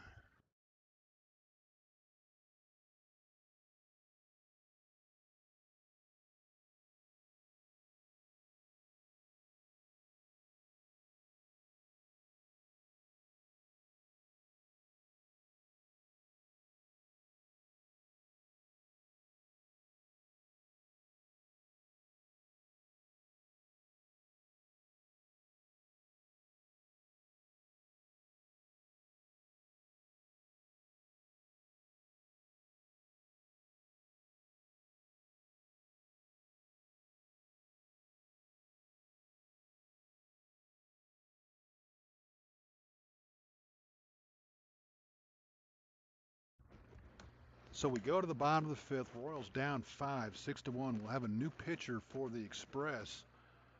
So John Gray will not pick up his 5th win of the season. He will not go long enough to get it. The new pitcher, left-hander for the Express, Evan Garcia from South Florida State, takes over.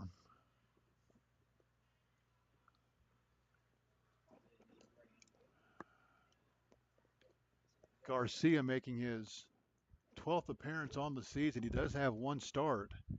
He's worked 18 2/3 innings. He's allowed 19 hits, 16 runs, only 6 are earned, 14 walks, 22 strikeouts. He's 1-2 with a 289 earned run average.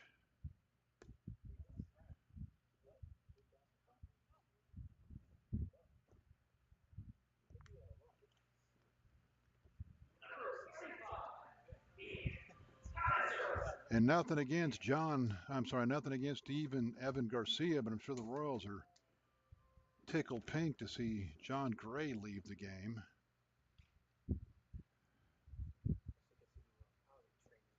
Ian Kaiser will lead it off. He's 0 for 1. He grounded back to the pitcher in the 3rd inning. So Antonio Sansone started for the Royals. He goes 4 innings, allows 4 hits, 4 runs. They're all earned, 1 walk, 2 strikeouts, 1 hit batter, 1 wild pitch, 2 home runs as that's rifled into right field for a base hit. Kaiser picks up his first hit of the game. It'll go as the 4th hit for the Royals.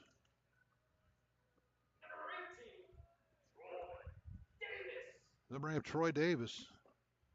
Royals need Kaiser, they need Davis, and they need a couple more to crawl back into this one a little bit. Davis is 0 for 1, struck out looking in the 3rd.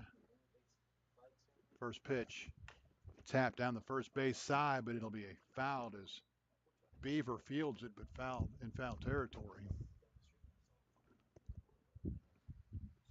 So 0-1 the count on Troy Davis. Again, Gray can't win it. He goes 4 innings, allows 3 hits, 1 run. It's earned. He walked 1, struck out 4. And we'll finish tonight with no decision. So Evan Garcia on for the Express here with nobody out in the bottom of the 5th. Royals down 6-1. The 0-1, that's downstairs for a ball, 1-1. Daviston back to the top of the order for the Royals as they try to scratch across a couple here.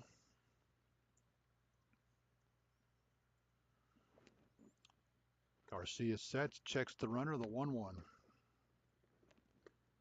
It's downstairs, 2-1.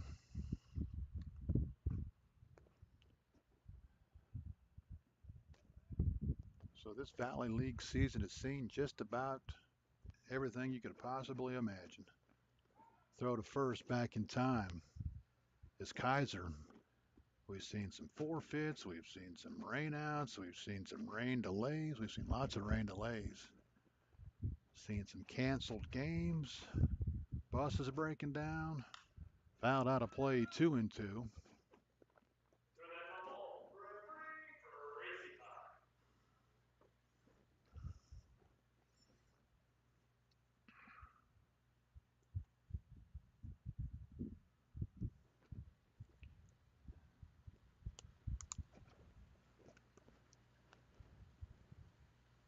Garcia sets the 2-2. That'll miss high, 3-2. So they went through all that work to cancel a couple games for Charlottesville and Harrisonburg so they can play tonight, and then it rains.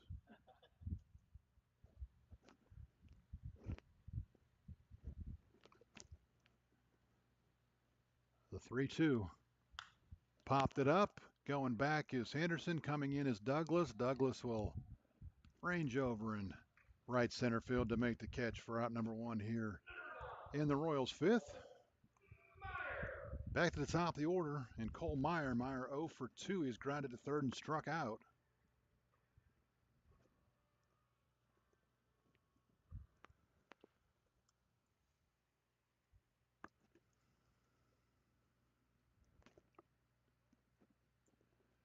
Royals have been out hit 5-4. Been outscored 6-1. They've made the only 2 errors of the game. Throw to first back in time is Kaiser. Kaiser not a big stolen base threat, especially down 5 runs in the 5th. That pitch in there for a strike, 0-1.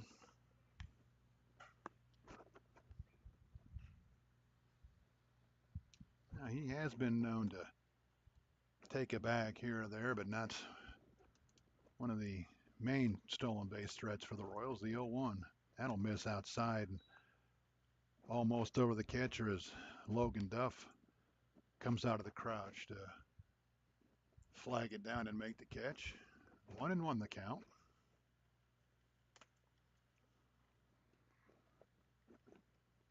The 1-1 foul down the right field side toward the Strasburg bullpen, and they'll kick off the fence into right field.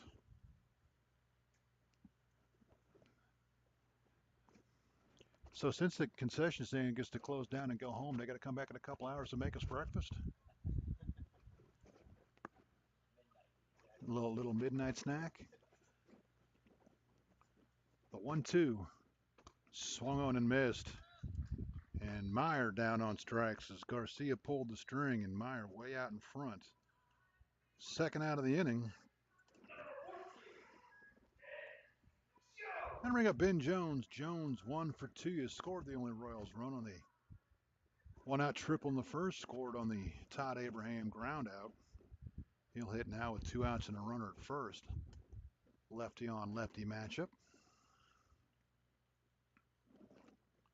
First pitch to Jones.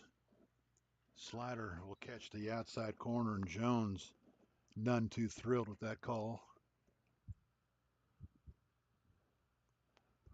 Home plate umpire said the slider caught the outside part of the plate. Jones disagreed. The 0-1 runner off with the pitch. Throw to second is going to be not in time as Kaiser catches everybody napping and does steal second. Jones will be down in the count now 0-2 as that pitch is in there for a strike. Duff tried to throw him out from his knees, but Kaiser able to slide in safely, and he's there now with 2 outs. The 0-2 to Jones. That'll miss down and away, 1-2.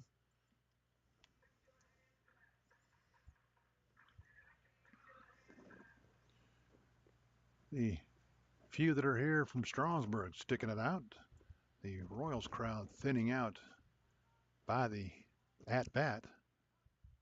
The 1-2, Kaiser off toward third, and Jones is going to strike out on a check swing. So Kaiser, after I say he's not much of a stolen base threat, tries to steal a couple. He'll get one, but he'll be stranded as the Royals unable to move him around. No runs a hit, no errors, a runner left. Your score after 5 completes. Strasburg 6, Winchester 1. You listen to the Winchester Royals in Valley Baseball League action.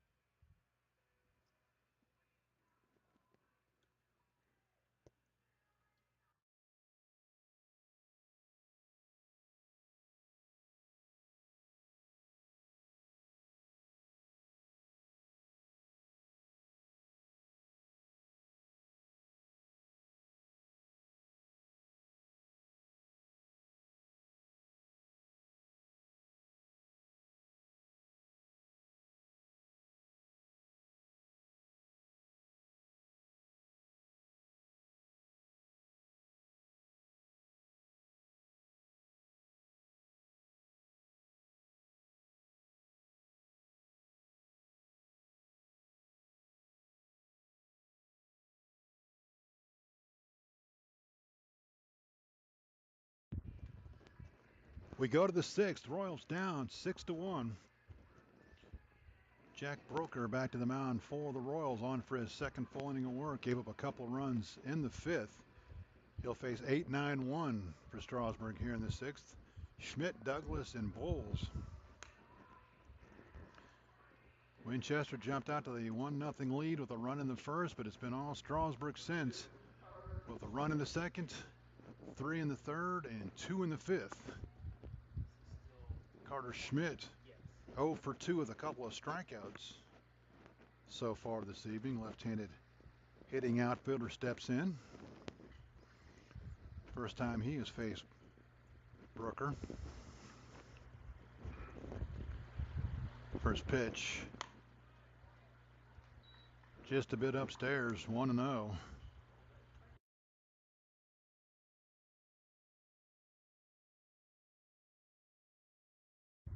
A 1-0. Fouled into the screen, 1-1 the count.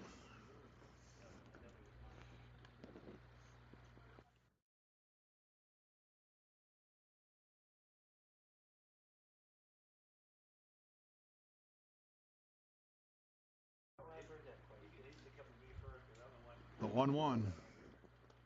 That's down and in, 2-1. And it looks like it short hopped in there, so Lombardo will ask for a new baseball. 2 balls and a strike. Nobody out. We're in the top of the 6th of a game that is way past everybody's bedtime. The 2-1 will miss downstairs, 3-1.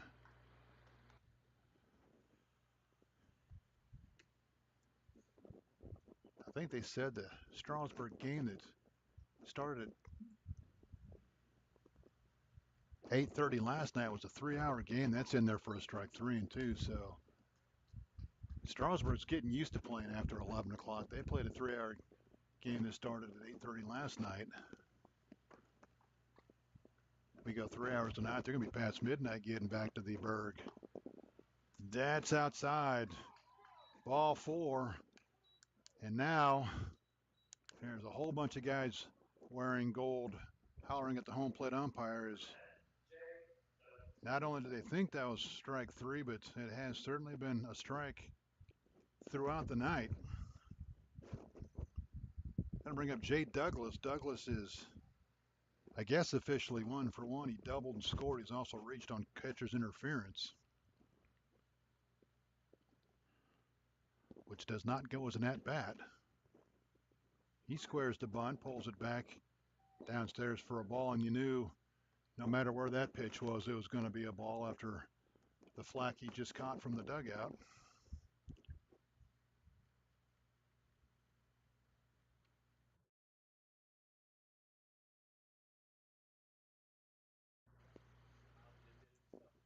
Brooker's 1-0 to Douglas. Swung on and missed. Count evens up 1-1. Douglas then back to the top of the order, and the Royals as a team have done an okay job with the top 3 hitters. It's the middle of the order that's killing them.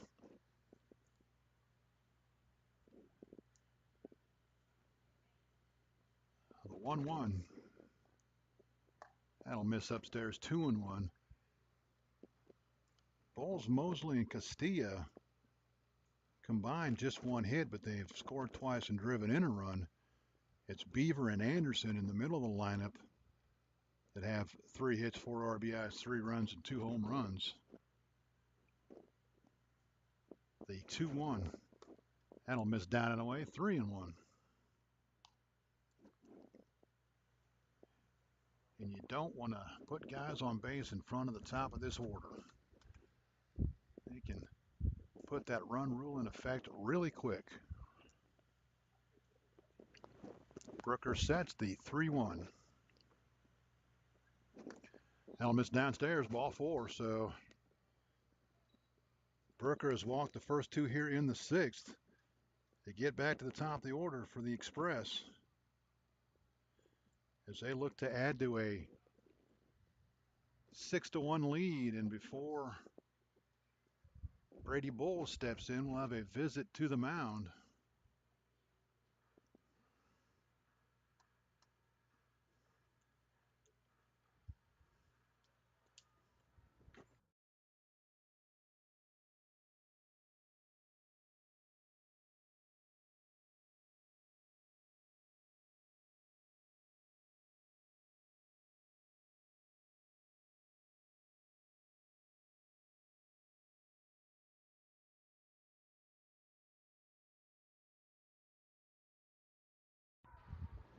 So no action in the Royals bullpen, so they'll stick with Jack Brooker here as the umpire will go out and break up the meeting on the mound. And when he gets back to the plate, Brady Bowles will stand in. Bowles 1 for 2. He has singled, walked, he has stolen 2 bases, he scored a run. And oh, by the way, he's also flown out to center field. Good speed on the bases, good speed at the plate. The Royals would like to turn one over, but that may be easier said than done. First issue is to get a ground ball towards somebody. First pitch to Bowles. Catches the outside corner, 0-1.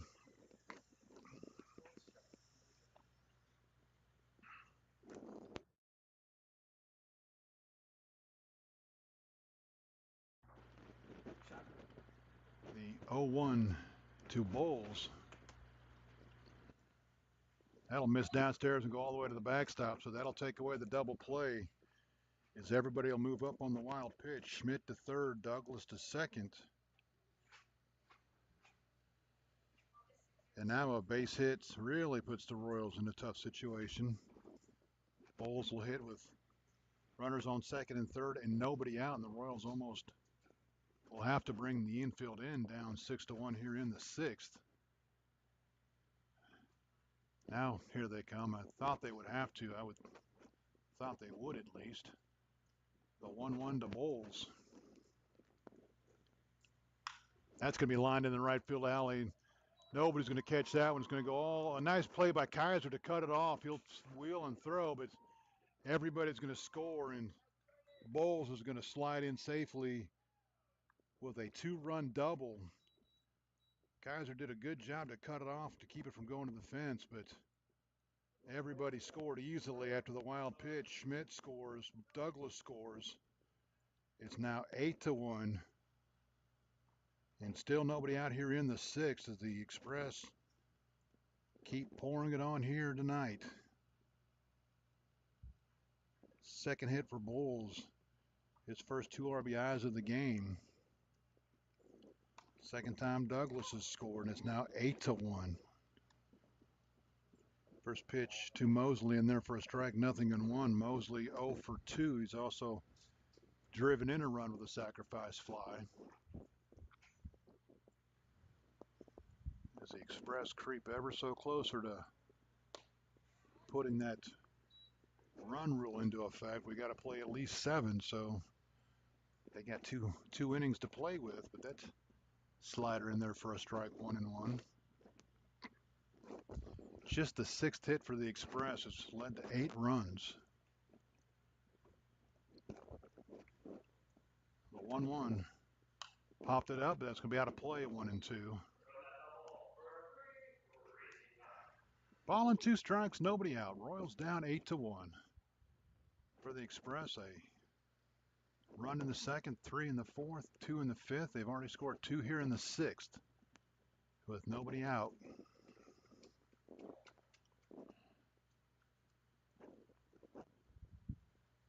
A 1-2 drops in there for a strike, and Mosley knew it as he just turned around and started to head toward the dugout. Second time he has struck out looking tonight. And that'll bring up Eddie Castilla, who is 0 for 3. He's reached on an error and scored. He's also flown to left and popped to second. He hits the runner at second and 1 out now.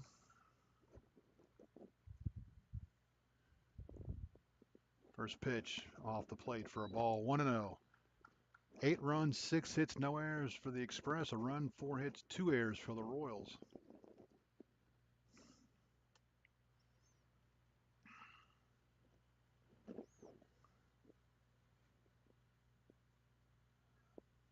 The 1-0. That's upstairs for a ball, 2-0.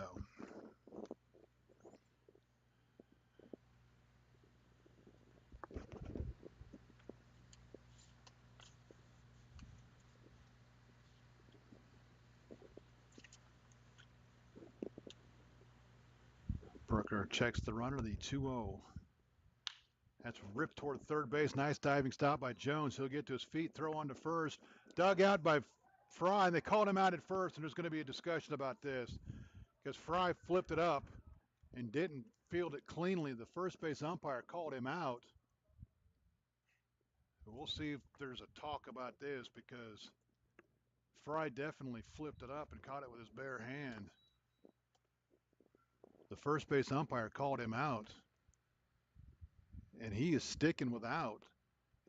And there is nobody from the Strasburg dugout going to come out and question that call, which blows my mind. There is, other than the fact it's 11 o'clock, there's no way somebody didn't question that call because that was a missed call worse than I've seen all year. 5-3. That was Jones. Yeah, 5-3. So, I mean, if it's 2-1, somebody wearing purple's going nuts.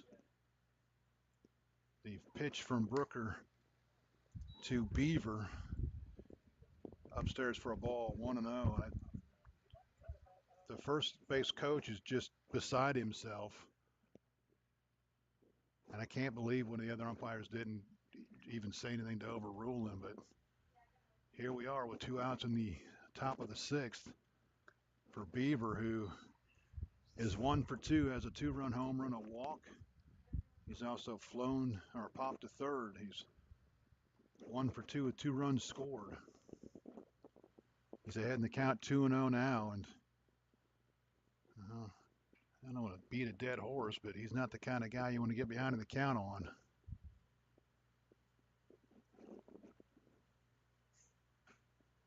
The 2-0 swung on and missed, had a home run hat come up empty. 2-1.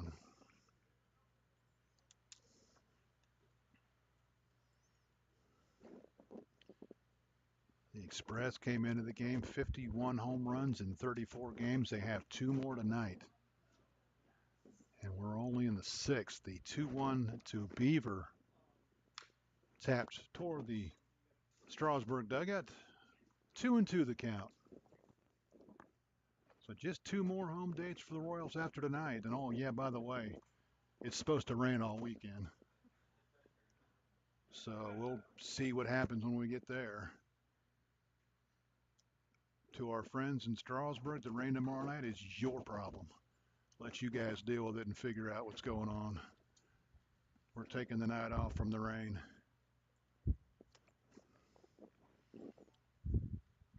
Brooker comes set, the 2-2. Slide into the dirt, it's going to get away. And Bowles is going to move to third on the wild pitch. It'll be the second wild pitch charged to Brooker. Third of the game charged the Royals pitching. And the Express will have a runner at third with 2 outs for Landon Beaver. And again, normally you think, oh, you just walk Beaver. But Jack Anderson's on deck with 2 extra base hits, 2 RBIs. He's also hit one out of the ballpark. So pick your poison, I guess. 3-2 the count to Beaver. That'll miss down and in, ball 4, and Beaver draws the walk, his second walk in a row after his home run. That'll bring up Anderson, a home run in the second that tied the game up. He doubled in a run in the 5th. 2 for 3 with a run scored and 2 RBIs, and a chance to add some more on to his RBI total here. As he hits with runners on the corners and 2 outs in the Strasburg 6th. First pitch from Brooker. Lifted towards center field. Should be easy for Davis. He'll come in a few steps, then range toward the right a couple of steps and make the catch. So Anderson flies out to center. 2 in the inning, but the Express get a couple of free passes to start the inning. They both come in to score. 2 runs on just 1 more hit. There were no Royals errors. The Express will leave 2 on base. Your score after 5.5 is now Strasburg 8, Winchester 1. You listen to the Winchester Royals and Valley Baseball League action.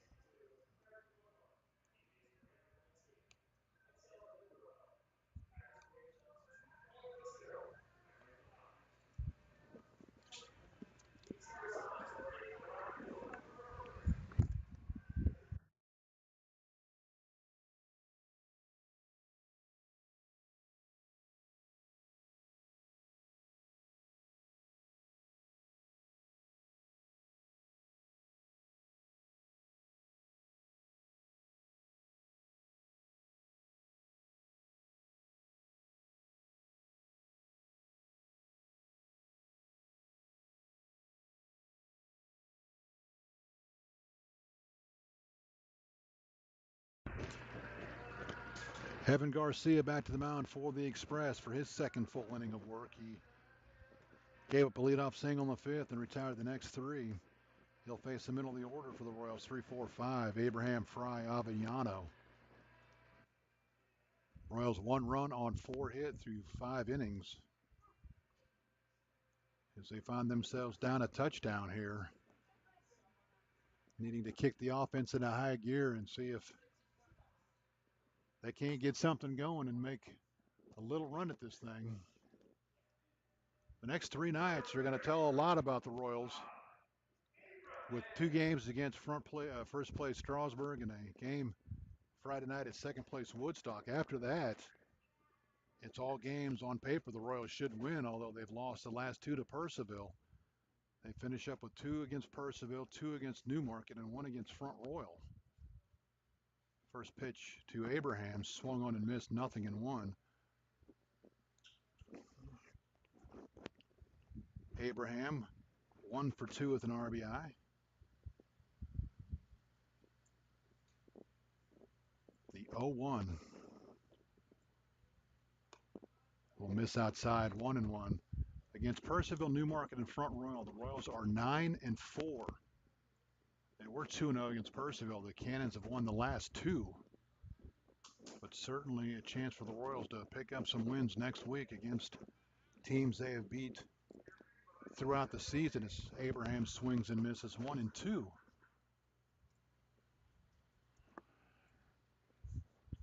And oh, by the way, Purcellville has already won tonight. The 1-2 downstairs for a ball, 2 and 2. The Cannons come into the game just a game and a half behind the Royals. So with their win already tonight, if Winchester keeps going here and loses this game, Purcellville will be a half a game behind Winchester. With all the talk about the Royals moving into the top 2 spots, watch out for the hard-charging Cannons who are coming up from behind. The 2-2. Strike 3 called. Abraham thought it was upstairs, but he is out on strikes. Third strikeout in a row for Garcia. We got Parker Fry. Fry 0 for 2. It's grounded to first, flown to center.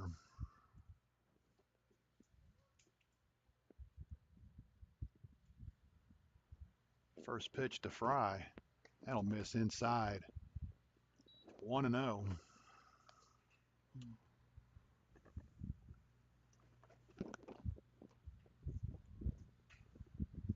Garcia has his sign, the line, the 1-0. That'll miss. No, it won't. It'll catch the outside corner, 1-1. With the floating strike zone tonight, you got to wait for the call to make sure you're correct. Garcia shakes off the sign. Now he has one he likes. The line, the 1-1. Slider down and toward the backstop. Avignano will oblige and walk over and pick it up. 2-1 the count. The Royals' first baseman, Parker Fry.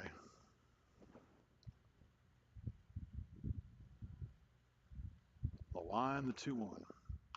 Tap foul at the plate. I don't know if that hit Fry or came off the catcher, but it came out awkwardly and bounced back to the mound. And I think it probably got a piece of Duff as he's going to go out and want to talk to the pitcher. It got either the catcher or the pitcher because they're giving each other a little bit of time to collect their thoughts. 2-2 the count on Fry with 1 out.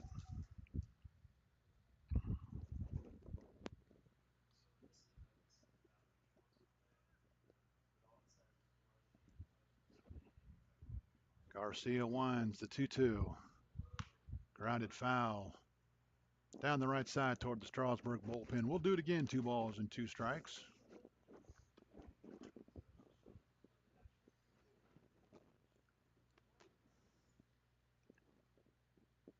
Garcia's 2-2. Downstairs, count runs full, 3-2. So regardless of what happens, and I shouldn't say that with the way this season has gone this year, but the Royals will not be home the next 2 nights. Fry hits it off the leg of Garcia, and he's going to get an infield hit. It looked like Garcia was playing hockey goalie as he threw the leg out there trying to make the kick stop. He got the foot on it, but kicked it away from him toward third base, and Fry gets the easy infield hit. They're going to go out and check on him to make sure he's okay. It'll go as the 5th hit of the game for the Royals. They've been out hit 6-5. That's not the issue.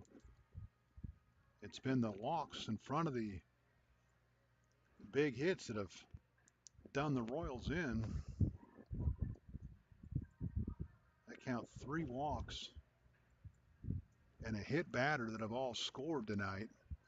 And that was the issue the other night in Purcellville, a game that they lost by a run. They had an early lead, but two bases loaded walks and a bases loaded hit batter led to the Royals' demise in Purcellville. First pitch to Avellano downstairs, and Fry down by 5 or 7 runs will just stay right where he's at as it doesn't get very far away from Duff. Avellano is 1 for 2. He got an infield single his last time up. He's also struck out. So he tries to move Fry around.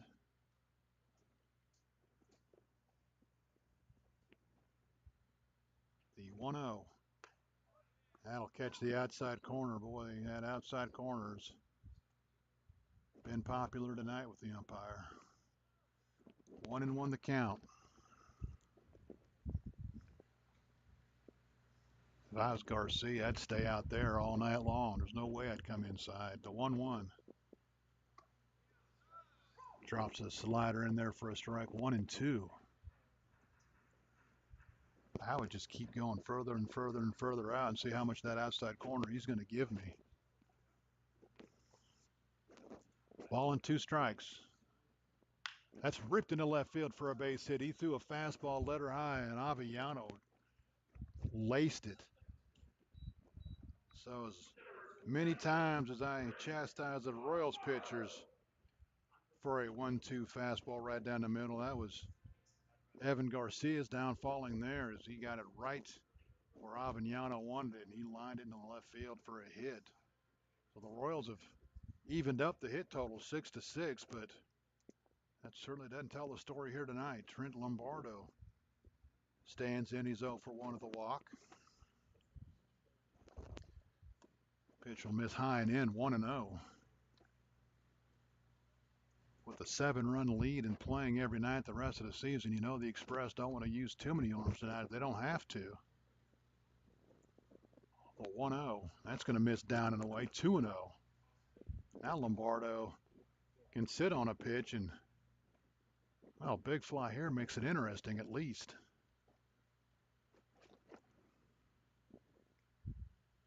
Garcia checks the runners, the 2-0. That's in there for a strike, 2-1.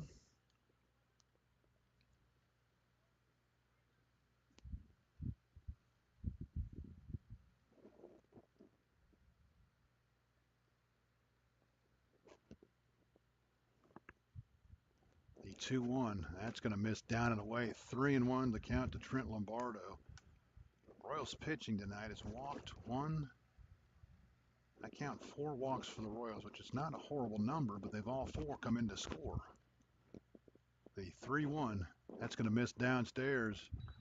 And the Royals, for the second time tonight, are going to have them loaded. And for the second time tonight, it's going to be Morgan Miller that comes to the plate. He came up last time Lombardo walked to load the bases, and he struck out looking with 2 outs to end the 4th. Now he hits with 1 out, and the base is loaded. Fry at first, Avellano at second, Lombardo at first. First pitch to Miller, catches the outside corner, 0-1. Miller 0 for 2. He's grounded out and struck out. 0 for 3 on the season, looking to collect his first hit and first RBIs as a Royal, the 0-1. That'll drop in there for a strike, 0-2. And as I suggested, Garcia at this at-bat is just wearing out that outside corner. 0-2 the count to Miller. He'll lift this one toward right field. Douglas comes in. He'll make the catch. The throw to the plate, and they're going to cut it off, and it's going to get away, and the Royals are going to run themselves out of an inning. The Royals turned that into a disaster. Avellano not paying attention to the runner at third, thought he was tagging up and going, and he took off, forcing Fry to come down the line. Fry slammed on the brakes, but then the throw got away, and Fry thought he had a chance to get to the plate, but Duff tracked it down through the Garcia covering, and Fry was out at the plate. So the Royals hit into one of the most unusual double plays you're ever going to see to win the inning. For the Royals, no runs on 2 hits. There were no errors, and they leave 2 on base. Your score after 6 complete remains Strasburg 8, Winchester 1. You're listening to the Winchester Royals in Valley Baseball League action.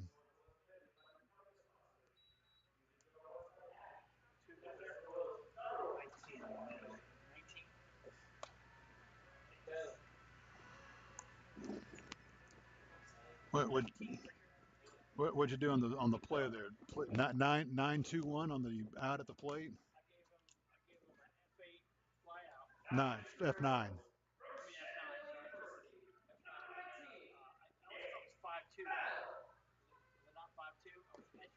No, the catcher came and got it. The catcher came over here and got it, and they threw it to the pitcher. That's what I got. Unless it wasn't the third baseman that was covering the plate, was it? It was the pitcher, wasn't it?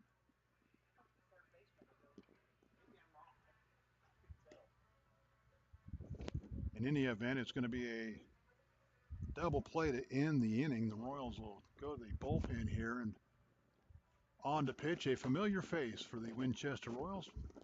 Making his return to the Royals, Nick Bell, the right-hander from Shenandoah University, will take over on the mound. Bell, I believe, making his first appearance for the Royals. Let's double check that and make sure that is correct.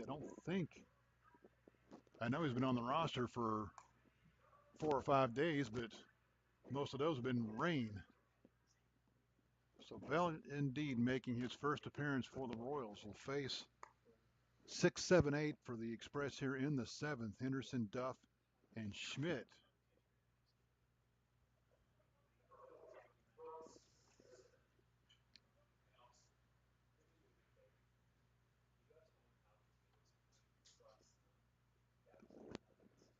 Brooks Henderson will lead it off. He is 0 for 2. He's been hit by a pitch and stolen a base.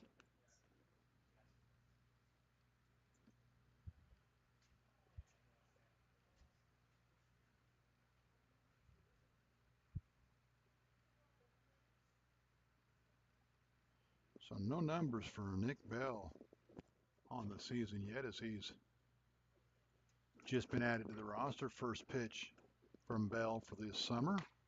Fastball misses high and tight, 1-0.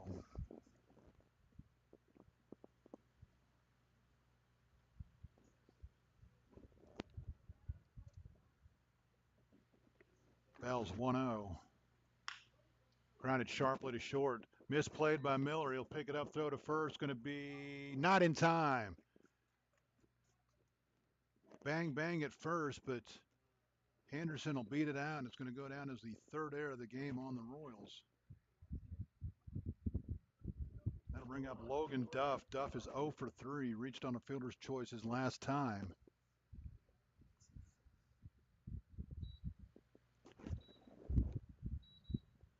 Brooker goes 2 innings for the Royals.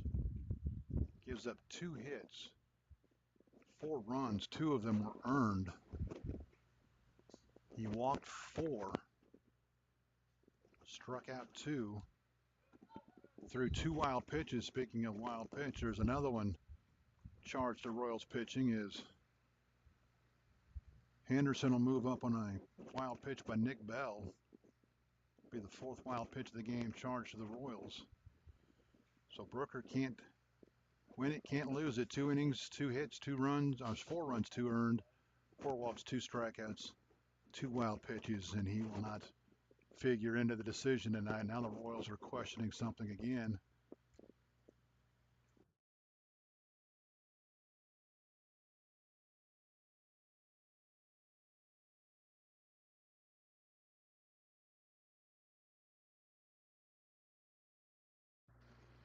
So 1-0 the count on Logan Duff with a runner at second base, nobody out.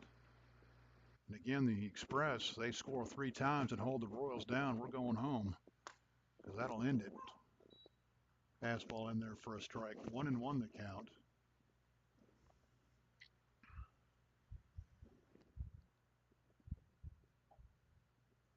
And they have resumed play in Stanton. The 1-1 from Bell. Misses inside, 2-1. Covington and Stanton are now in the bottom of the 7th. That is a scoreless tie. And still no update on Charlottesville and Harrisonburg, so we're assuming that it's raining in Harrisonburg.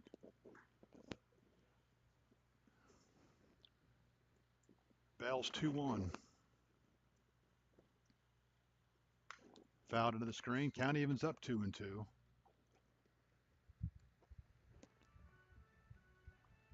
So Royals pitching has walked 5 tonight. 4 of them have scored, and the one hit batter.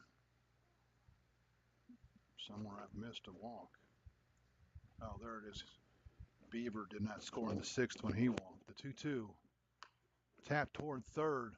Jones makes the play, fires to first. Is going to be in time. Nice play by Jones right at the bag to retire Duff 5-3.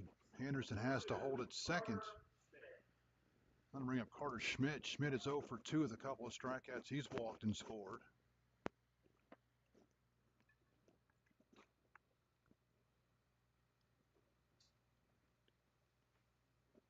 And again, the Royals have the same amount of hits as the Express. That's not where the issue is tonight. First pitch to Schmidt. In there for a strike, 0-1. It's what they've done with the hits and who was on base when they got them. The Express have had base runners to drive in. The Royals have not.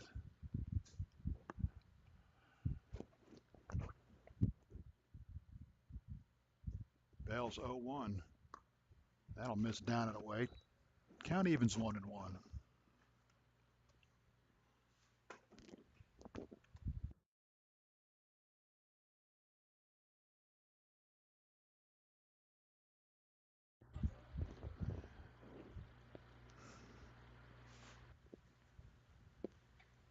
Bell's 1-1. Ripped towards second base. Abraham up with it. He will fire to first in time to retire Schmidt. Henderson will move to third. And he'll be there now with 2 outs for Jay Douglas. Douglas has been on base all 3 times. He's 1 for 1. He's doubled, reached on catcher's interference, and walked. He has scored twice, stolen a base. And now he's got a chance to drive in a run here with Henderson at third and 2 outs. Bell trying to keep that from happening. The set, first pitch to Douglas, foul tipped off of Lombardo, and the umpire is going to tell him to hang loose and catch your breath while I go get the baseball and have a chat with Nick Bell for a minute, giving Lombardo a chance to gather his senses again after taking that one.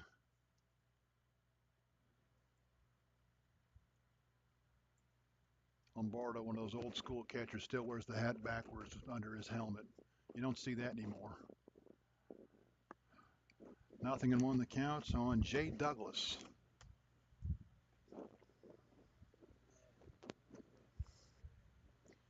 Bell sets, checks the runner, the 0-1 to Douglas. That's in there for a strike, 0-2. And I don't think it makes any difference what color the hitter has been wearing tonight. I don't think any of them are real thrilled with that outside corner.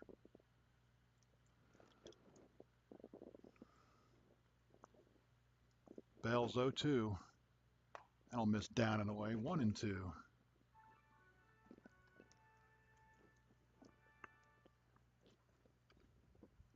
Ball and 2 strikes, 2 outs. Top half of the 7th. 8-1 Strasburg. Royals scored in the first. It's been all Express since. The 1-2. Tap foul. We'll do it again, 1-2.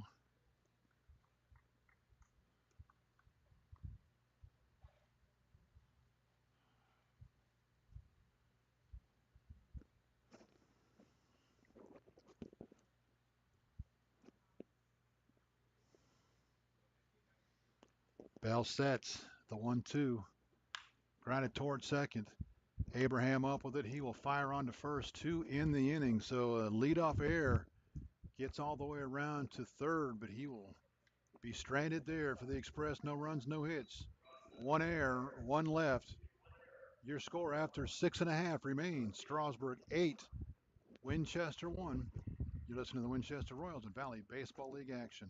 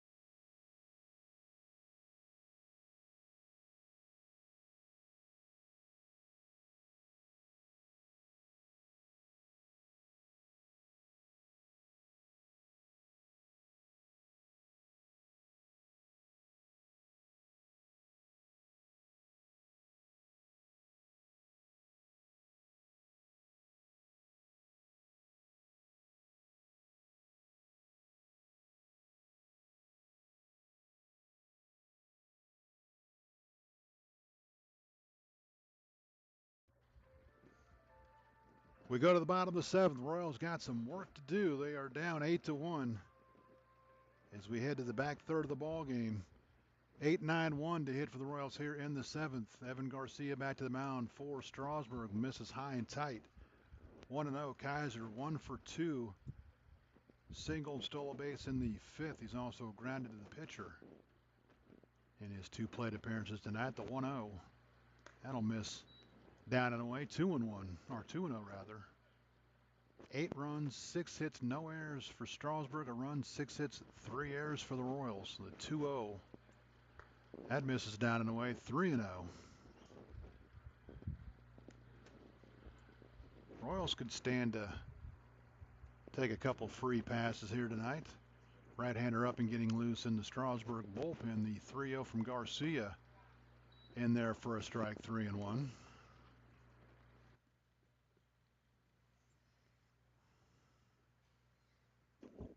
And the walk numbers for the Royals haven't been horrible. That's ball 4 as Kaiser will draw the leadoff walk. They're magnified when you've walked 4 or when you've walked 5 and 4 of them have come in to score. That's where that number bites you in the backside. It's when they come in and touch that home plate shaped thing in front of us down there. Troy Davis at the plate. He's 0 for 2. He takes a fastball in there for a strike, 0. And when he struck out looking in the third, flew out to right in the fifth. Runner at first, nobody out. The 0-1 tap toward short, up with his bulls. He'll throw on to first. No play at second. And they're going to call him out on a bang play. And the Royals are not at all thrilled with that call. Davis thought he beat it. The Royals dugout thought he beat it.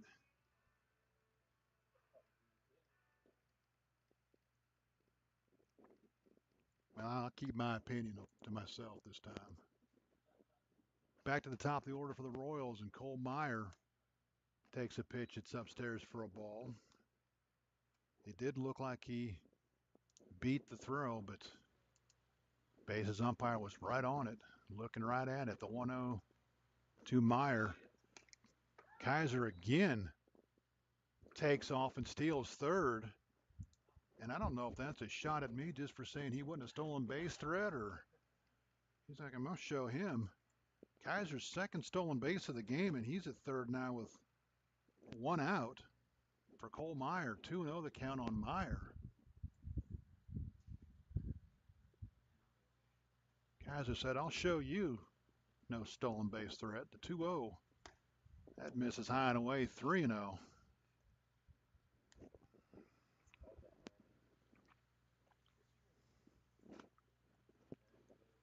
Garcia sets the 3-0. That's in there for a strike. Same exact pitch. Called a strike this time. 3-1 the count to Meyer. Garcia sets the 3-1. That's downstairs, ball 4. So a couple of free passes for the Royals here in the seventh as they start what they hope is a monumental comeback. And this is what the Royals have been waiting for all night long, is Ben Jones to come to the plate with guys on base, and he may be seeing a new pitcher before that happens. He tripled in the first, came in to score the only Royals run. He has since gone 0 for 2, 1 for 3 on the game, and we'll see if he is going to face Garcia or if we'll see a new pitcher. And they're going to take the baseball from Evan Garcia. So Garcia's night is finished. The Express will go to the bullpen, and we'll tell you who it is when we come back.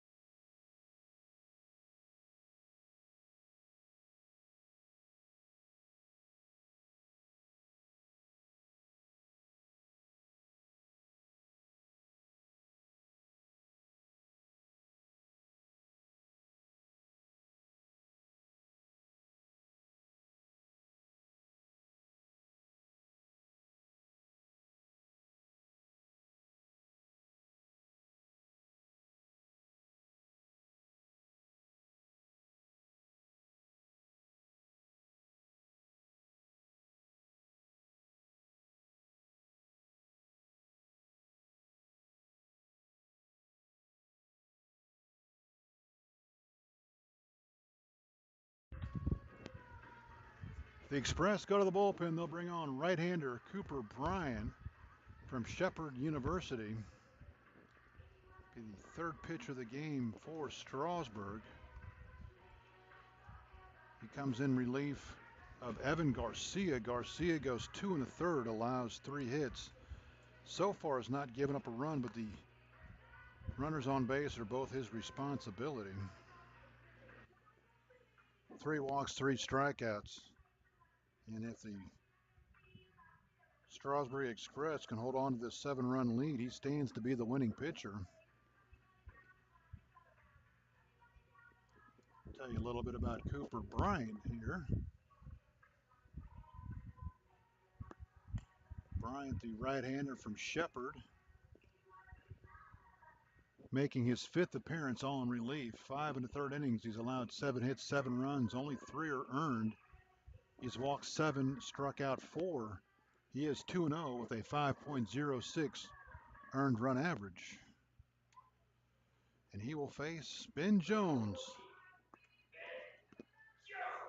So Jones will be the first to greet the new right-hander. And he'll do it with runners on the corners and 1 out here in the Royals' 7th. Down 8-1. First pitch from Bryant. This is inside 1-0. He's got a herky-jerky 3/4 arm slot delivery that could be real tough to pick up from the right side. Jones hitting from the left side should have a easier view of it. The 1-0 to Jones. There's that outside corner 1-1.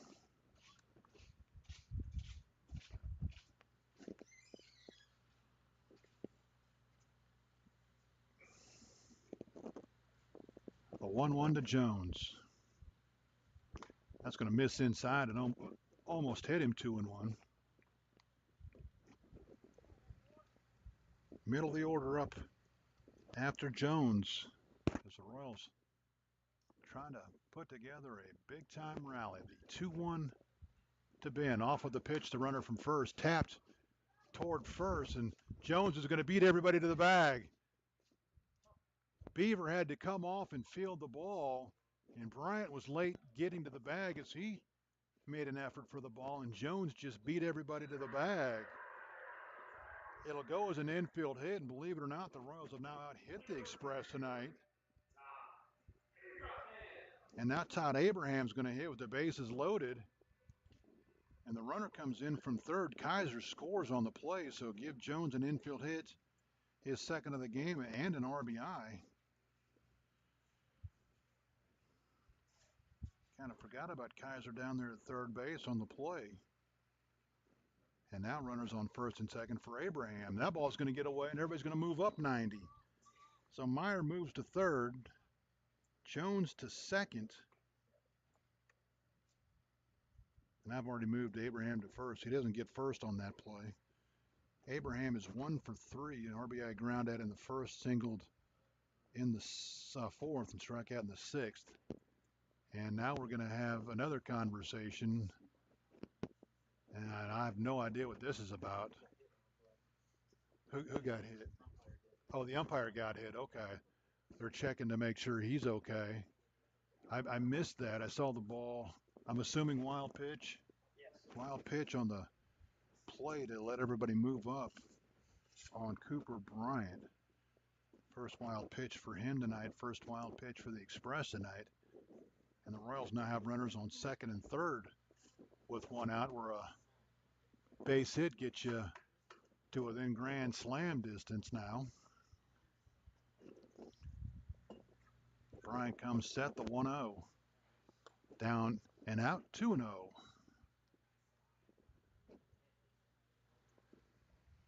Parker Fry waits on deck. The 2-0 to Abraham.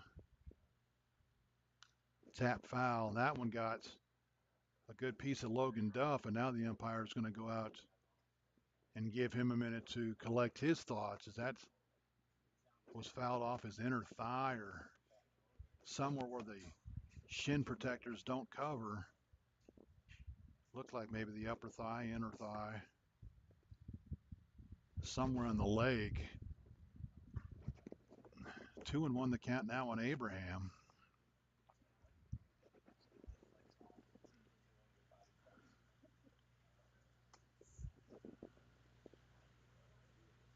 The 2-1. That'll catch the outside corner, and Abraham is not thrilled at all. That outside corner has been a dagger to the hitters all night long. The 2-2 to Abraham. Swung on and missed a frisbee-like breaking ball that Abraham swings over the top of. And he is out number 2 here in the 7th. That'll bring up Fry. Fry is 1 for 3, singled in the 6th, but was thrown out at the plate trying to score on that fly ball to right by Morgan Miller to end the inning. First pitch to Fry misses down and in, 1-0. And the Royals would really like to get a couple more runs here and make it a little closer as they head to the last couple innings.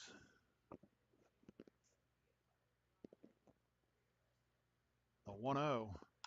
That's lined toward left field, but it's coming right at Carter Schmidt, who will make the play. So Fry lines out to left, 2 in the inning. For the Royals, they score a run on just 1 hit. There were no Strasburg errors. The Royals leave 2 on base. Royals get a little bit closer, but still a lot of work to do. We've played 7. It's Strasburg 8, Winchester 2. You're listening to the Winchester Royals Valley Baseball League action.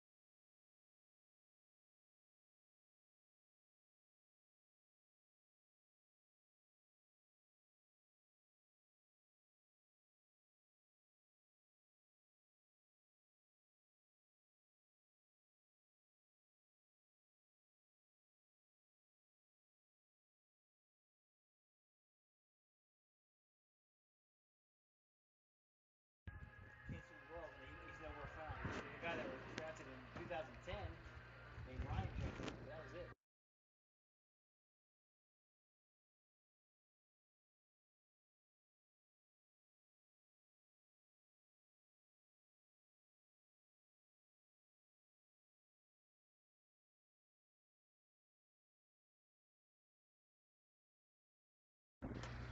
We go to the 8th. The Royals will make another pitching change. Nick Bell's night is over. He goes an inning, allows absolutely nothing. He gave up a base runner, reached on an error. He did throw a wild pitch, but no hits, runs, walks, or strikeouts as he got 3 ground balls to get out of the inning. On now for the Royals from Long Island University in Brooklyn, New York. Dominic Vasello will be the new pitcher.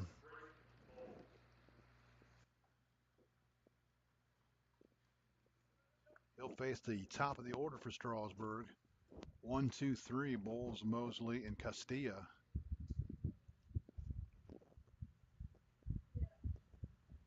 Vasello, the right-hander, misses with a pitch down and away, 1-0 for Dominique.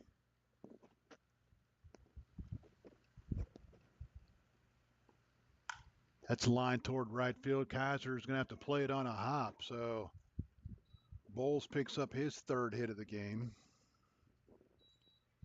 Single to right. And that'll bring up Brett Mosley.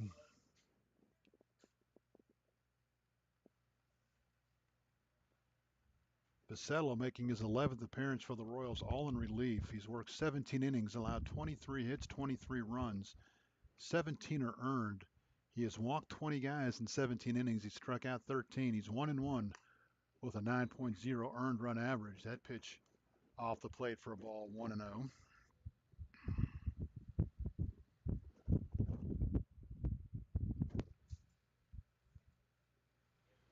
Bell obviously will not figure in the decision. Throw to first back in time is Bowles.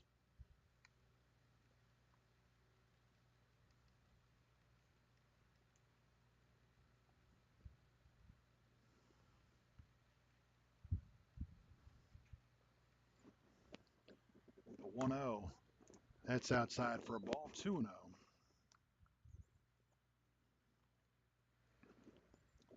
Again, these two teams right back at it tomorrow night, maybe even later on tonight as we approach midnight.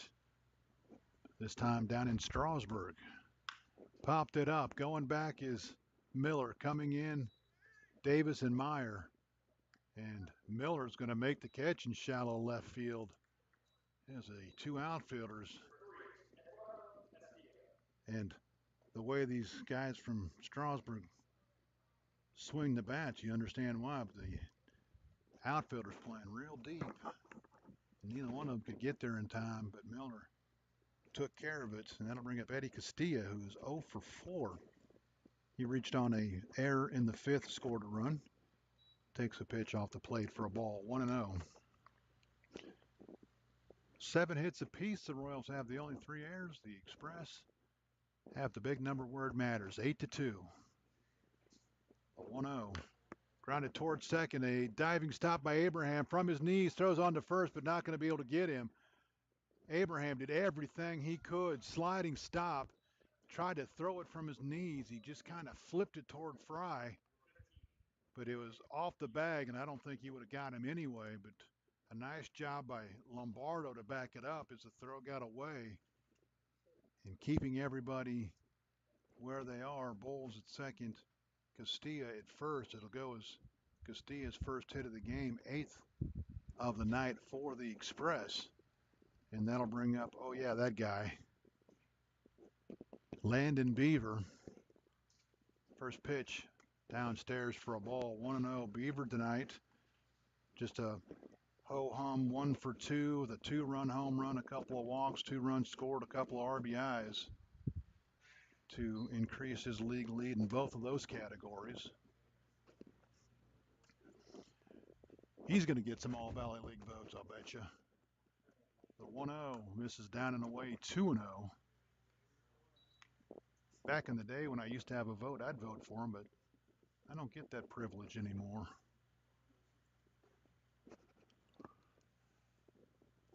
Basallo sets the 2-0. That ball's hammered deep to right field. Kaiser going to just watch it go, and Beaver has done it again. Another 2-run shot. I'm sorry, this is a 3-run shot. Landon Beaver got a 2-0 fastball, and he hammered it out to Cincinnati Road. And that run the Royals worked so hard to get back just didn't make a dent. Beaver tonight, 2 for 3, 2 home runs, 5 RBIs. He has scored 3 times. Castilla scores for the second time. Bowles scores for the second time.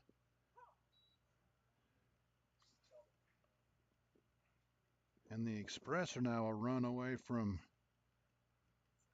turning this into a potential run rule game. Fouled off at the plate. 0-2. Jack Anderson, he started the home run parade for the Express with a solo shot in the second.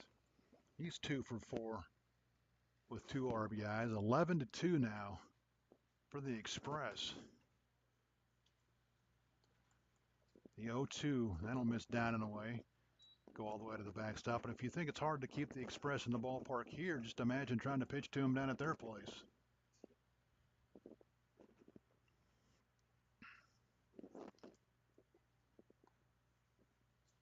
I don't want to say they play at a small field, but I think one of the 3 of us might be able to get one out of there. Off the plate for a ball, 2-2.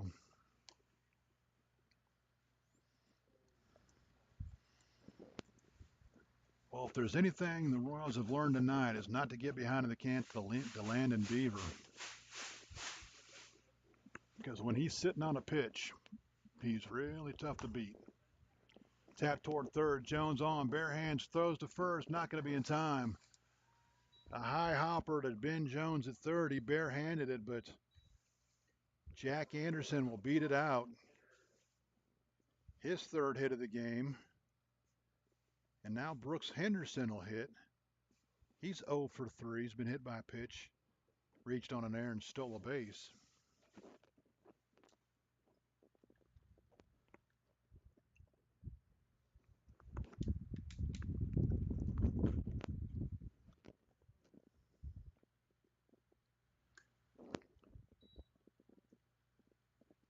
That pitch down and away, 1-0. The Express got behind 1-0 after one. They've scored 1 in the second, 3 in the third, 2 in the fifth, 2 in the sixth, and have already scored 3 times here in the eighth. But 1-0, that'll miss outside, 2-0.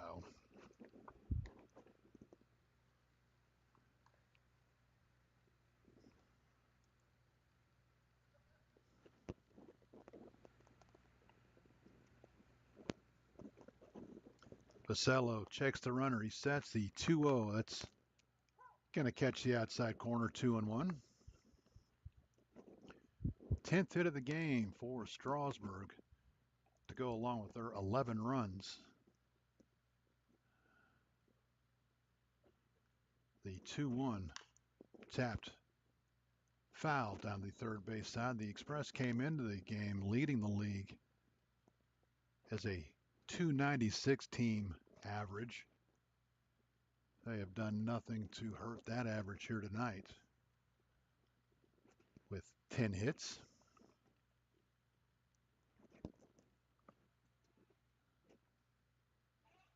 Basello sets the 2-2. That'll miss outside. Count runs full, 3-2.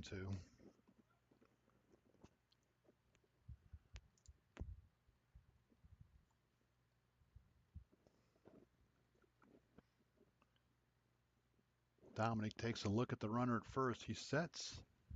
Payoff pitch. Misses down and in. Certainly close enough to call strike 3 in an 11-2 game. But Anderson will take it, and he'll be down at first.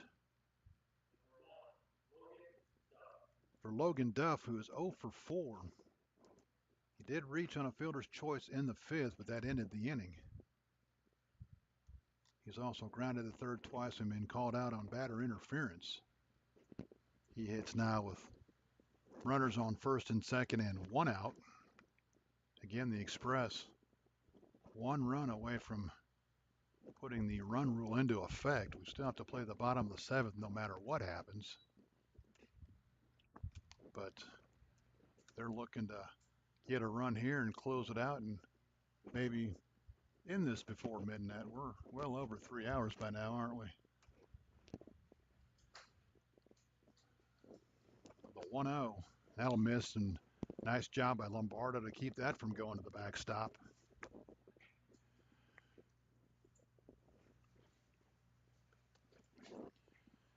Two balls, no strikes, 1 out. Strasburg 11, Winchester 2. Basello sets the 2-0. Popped it up. That's going to be out of play. Lombardo will give it a look, but well back behind the press box and probably hitting my car. 2-1 the count.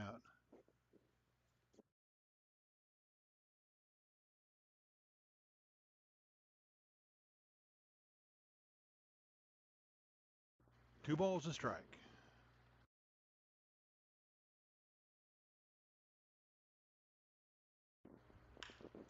Grounded toward Miller. It's going to get under his glove into left field. Everybody had to hold up to make sure Miller didn't catch it in the air, so it'll be Duff's first hit of the game. The Express will have the bases loaded for Carter Schmidt. Morgan Miller tried to backhand it, but snuck under his glove into left field. 11th hit of the game, and the Express now flirting with a 10-run rule. Game here is Carter Schmidt, 0 for 3. He's walked and scored. First pitch off the plate for a ball, 1-0, and Vasello wants a new baseball, and he'll get it.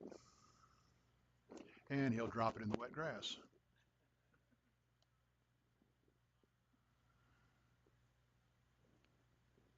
1-0 the count. Schmidt trying to drive in a couple runs here for the Express in the top of the 8th. That's in there for a strike, 1-1.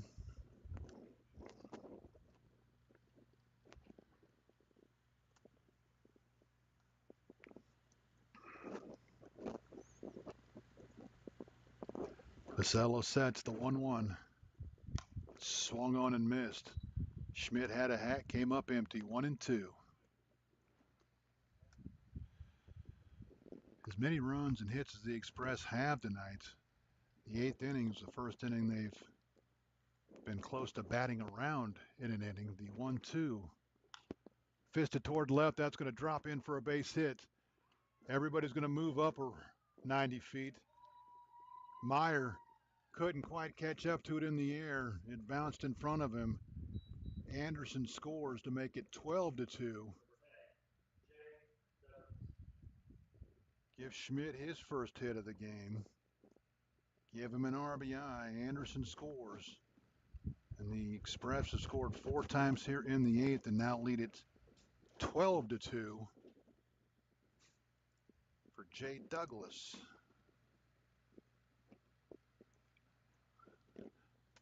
And we will have a new pitcher. Dominic Vasello's night does not go the way he had hoped, as he will be lifted here with 1 out in the inning. Dominic will go just 1/3 of an inning.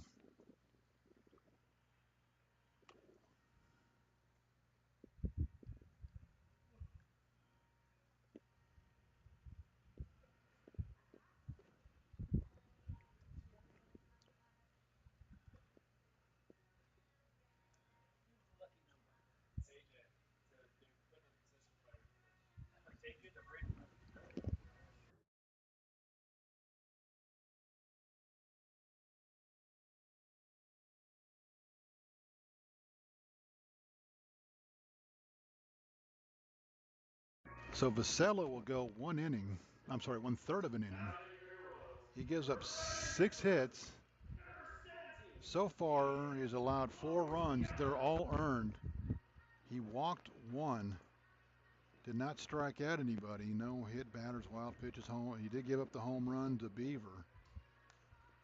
3rd home run of the game the Express have hit.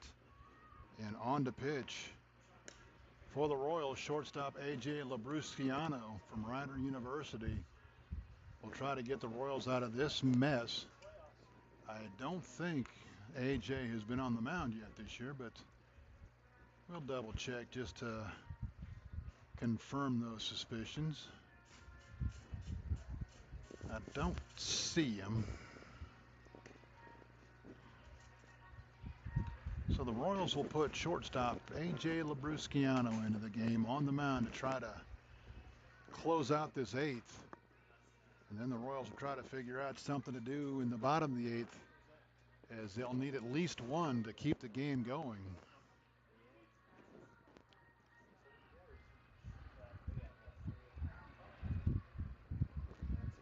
So A.J. making his first pitching appearance.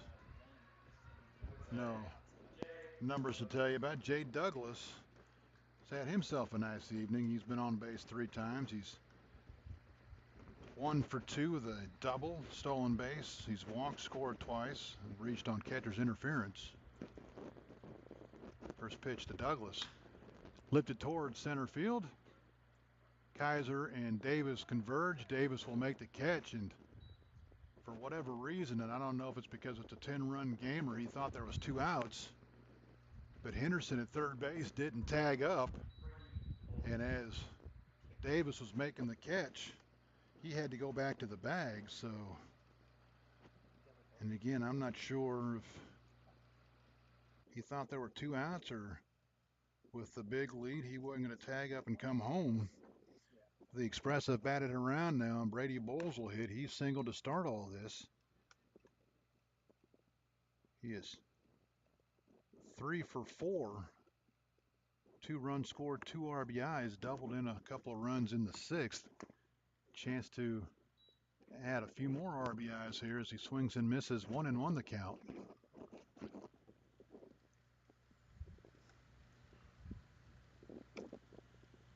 1-1. Popped it up. Fry going back. Kaiser coming on hard. I don't know if Kaiser's going to be able to get there, but Abraham's going to go back and make the catch over the shoulder to end the inning. Kaiser was coming as hard as he could, but Abraham took care of it to the in the inning for the Express. They score 4 more runs on, let's see, 1, 2, 3, 4, 5, 6 hits.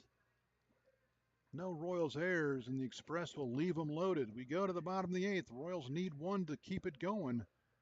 Otherwise, the Express will win it by run rule. You're listening to the Winchester Royals and Valley Baseball League action.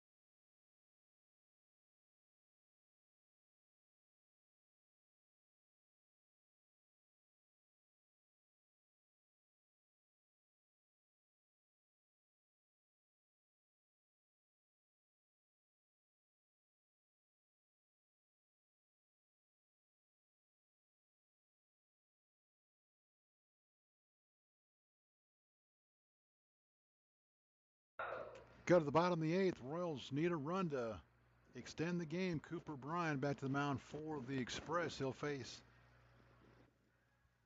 5, 6, 7. Avellano, Lombardo, and Miller here in the Royals 8th. Avellano with a pair of hits. He's 2 for 3 on the game. First pitch. He'll rip this down the line, but foul toward the Royals bullpen. He got a hanging breaking ball, and he jumped all over it, but couldn't keep it fair. 12 runs, 12 hits, no errors for Strasburg. 2 runs, 7 hits, 3 errors for the Royals. Bryant trying to close it out here. The 0-1 swung on and missed. Off-speed breaking ball, and Avellano way out in front.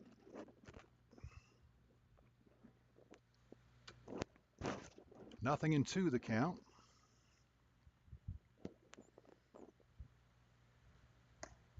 That breaking ball stays up.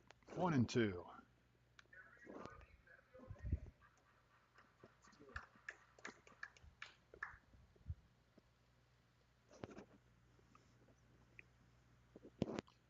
Swung on and missed. Avellano down on strikes. That same off-speed breaking ball to finish off Nick for out number 1 here in the 8th.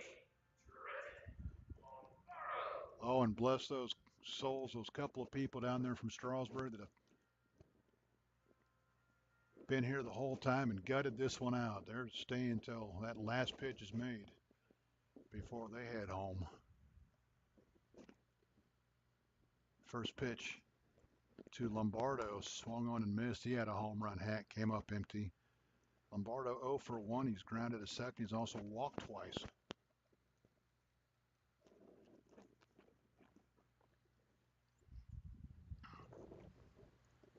The 0-1. Foul tipped into the catcher's glove. Nothing in 2. That couple from Strasburg down there have been, they've outweighted most of the Royals fans who have gone home and gone to bed.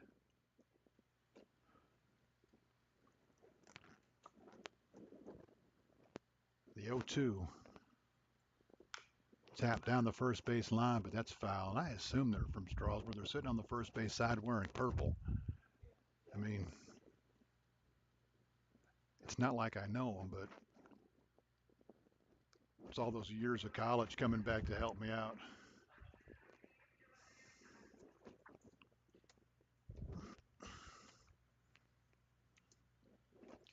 Nothing in 2, the count to Lombardo. That'll miss outside. 1-2. The Royals need a run, otherwise this one is over. And they'll pack up the bags and get ready to do it again tomorrow night in Strasburg.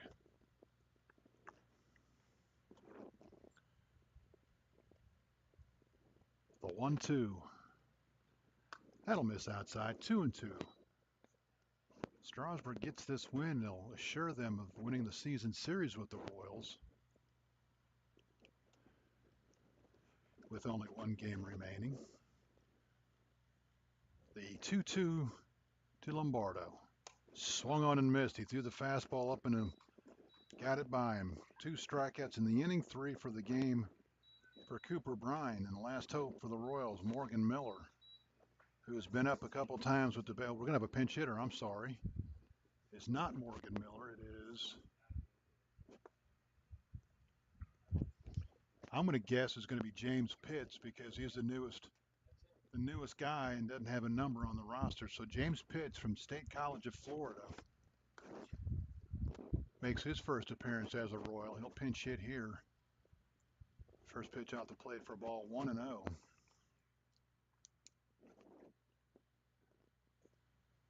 The 1-0, that's downstairs for a ball, 2-0. And if Pitts were to start a 10-run rally and keep the game going, I guess they could put Labrusciano at short, and I'm not really sure what all they would do. It would take a lot of thinking to get it figured out. Bryan has gone 3-0 on Pitts.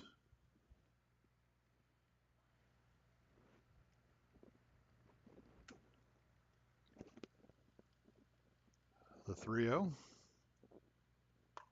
in there for a strike, 3-1.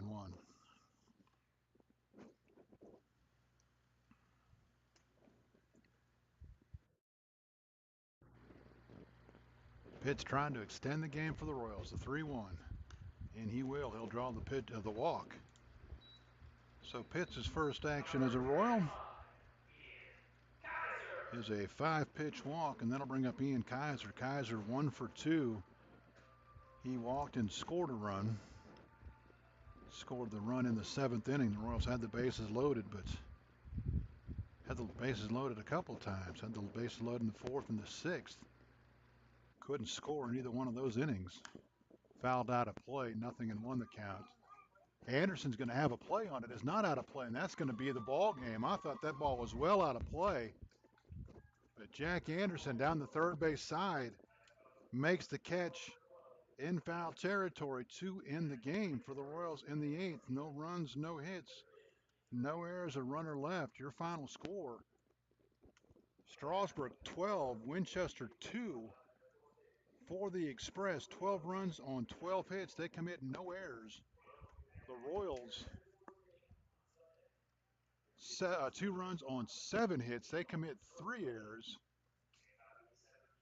The Royals will drop to 18-16. Strasburg will gain another game on the Royals in the standings. They improved to 24-11, and they will gain half a game on Woodstock, who was rained out again tonight. So the Express, who came in 2.5 up in the division, now lead the division by 3 games. The winning pitcher will be Evan Garcia in relief. He improves to 2-2. He goes 2 1/3 innings, no runs. He gave up 3 hits, 3 walks, 3 strikeouts. Again, he picks up the win. Loss will go to the Royals starter, Antonio Sansone. He drops to 0-1, 4 innings, 4 hits, 4 runs, all earned, 1 walk, 2 strikeouts. He hit a batter, gave up a wild pitch, and he allowed 2 home runs. For the Express, take your pick on who you want to talk about offensively. Landon Beaver leads the league rather, in home runs and RBIs. He added to those numbers tonight. 2 home runs, 5 RBIs. He scored 3 runs to lead the way. Jack Anderson, 3 hits, including a home run, 2 RBIs, 2 runs scored. And Brady Bulls, 3 hits, 2 runs, 2 RBIs for the Express. The Royals, Ben Jones, he's been hot with the bat. He picks up 2 hits, a run, and an RBI.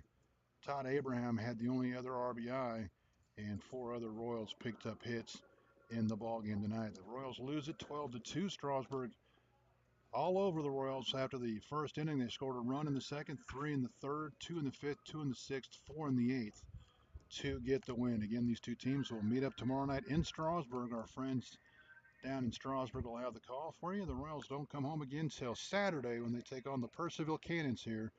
And the Royals will close out the season with 2 games against Purcellville, 2 against Newmarket, and 1 against Front Royal, teams that they've had no problem beating most of the season. So hopefully they can right the ship and head into the playoffs with a positive attitude. Again, the final score from Bridgeforth, Strasburg 12, Winchester 2. Mark Sawyer saying good night. We'll talk to you Saturday night. Don't forget, before you go to bed night, call your parents, tell them you love them, and we will talk to you Saturday night. Good night, everybody.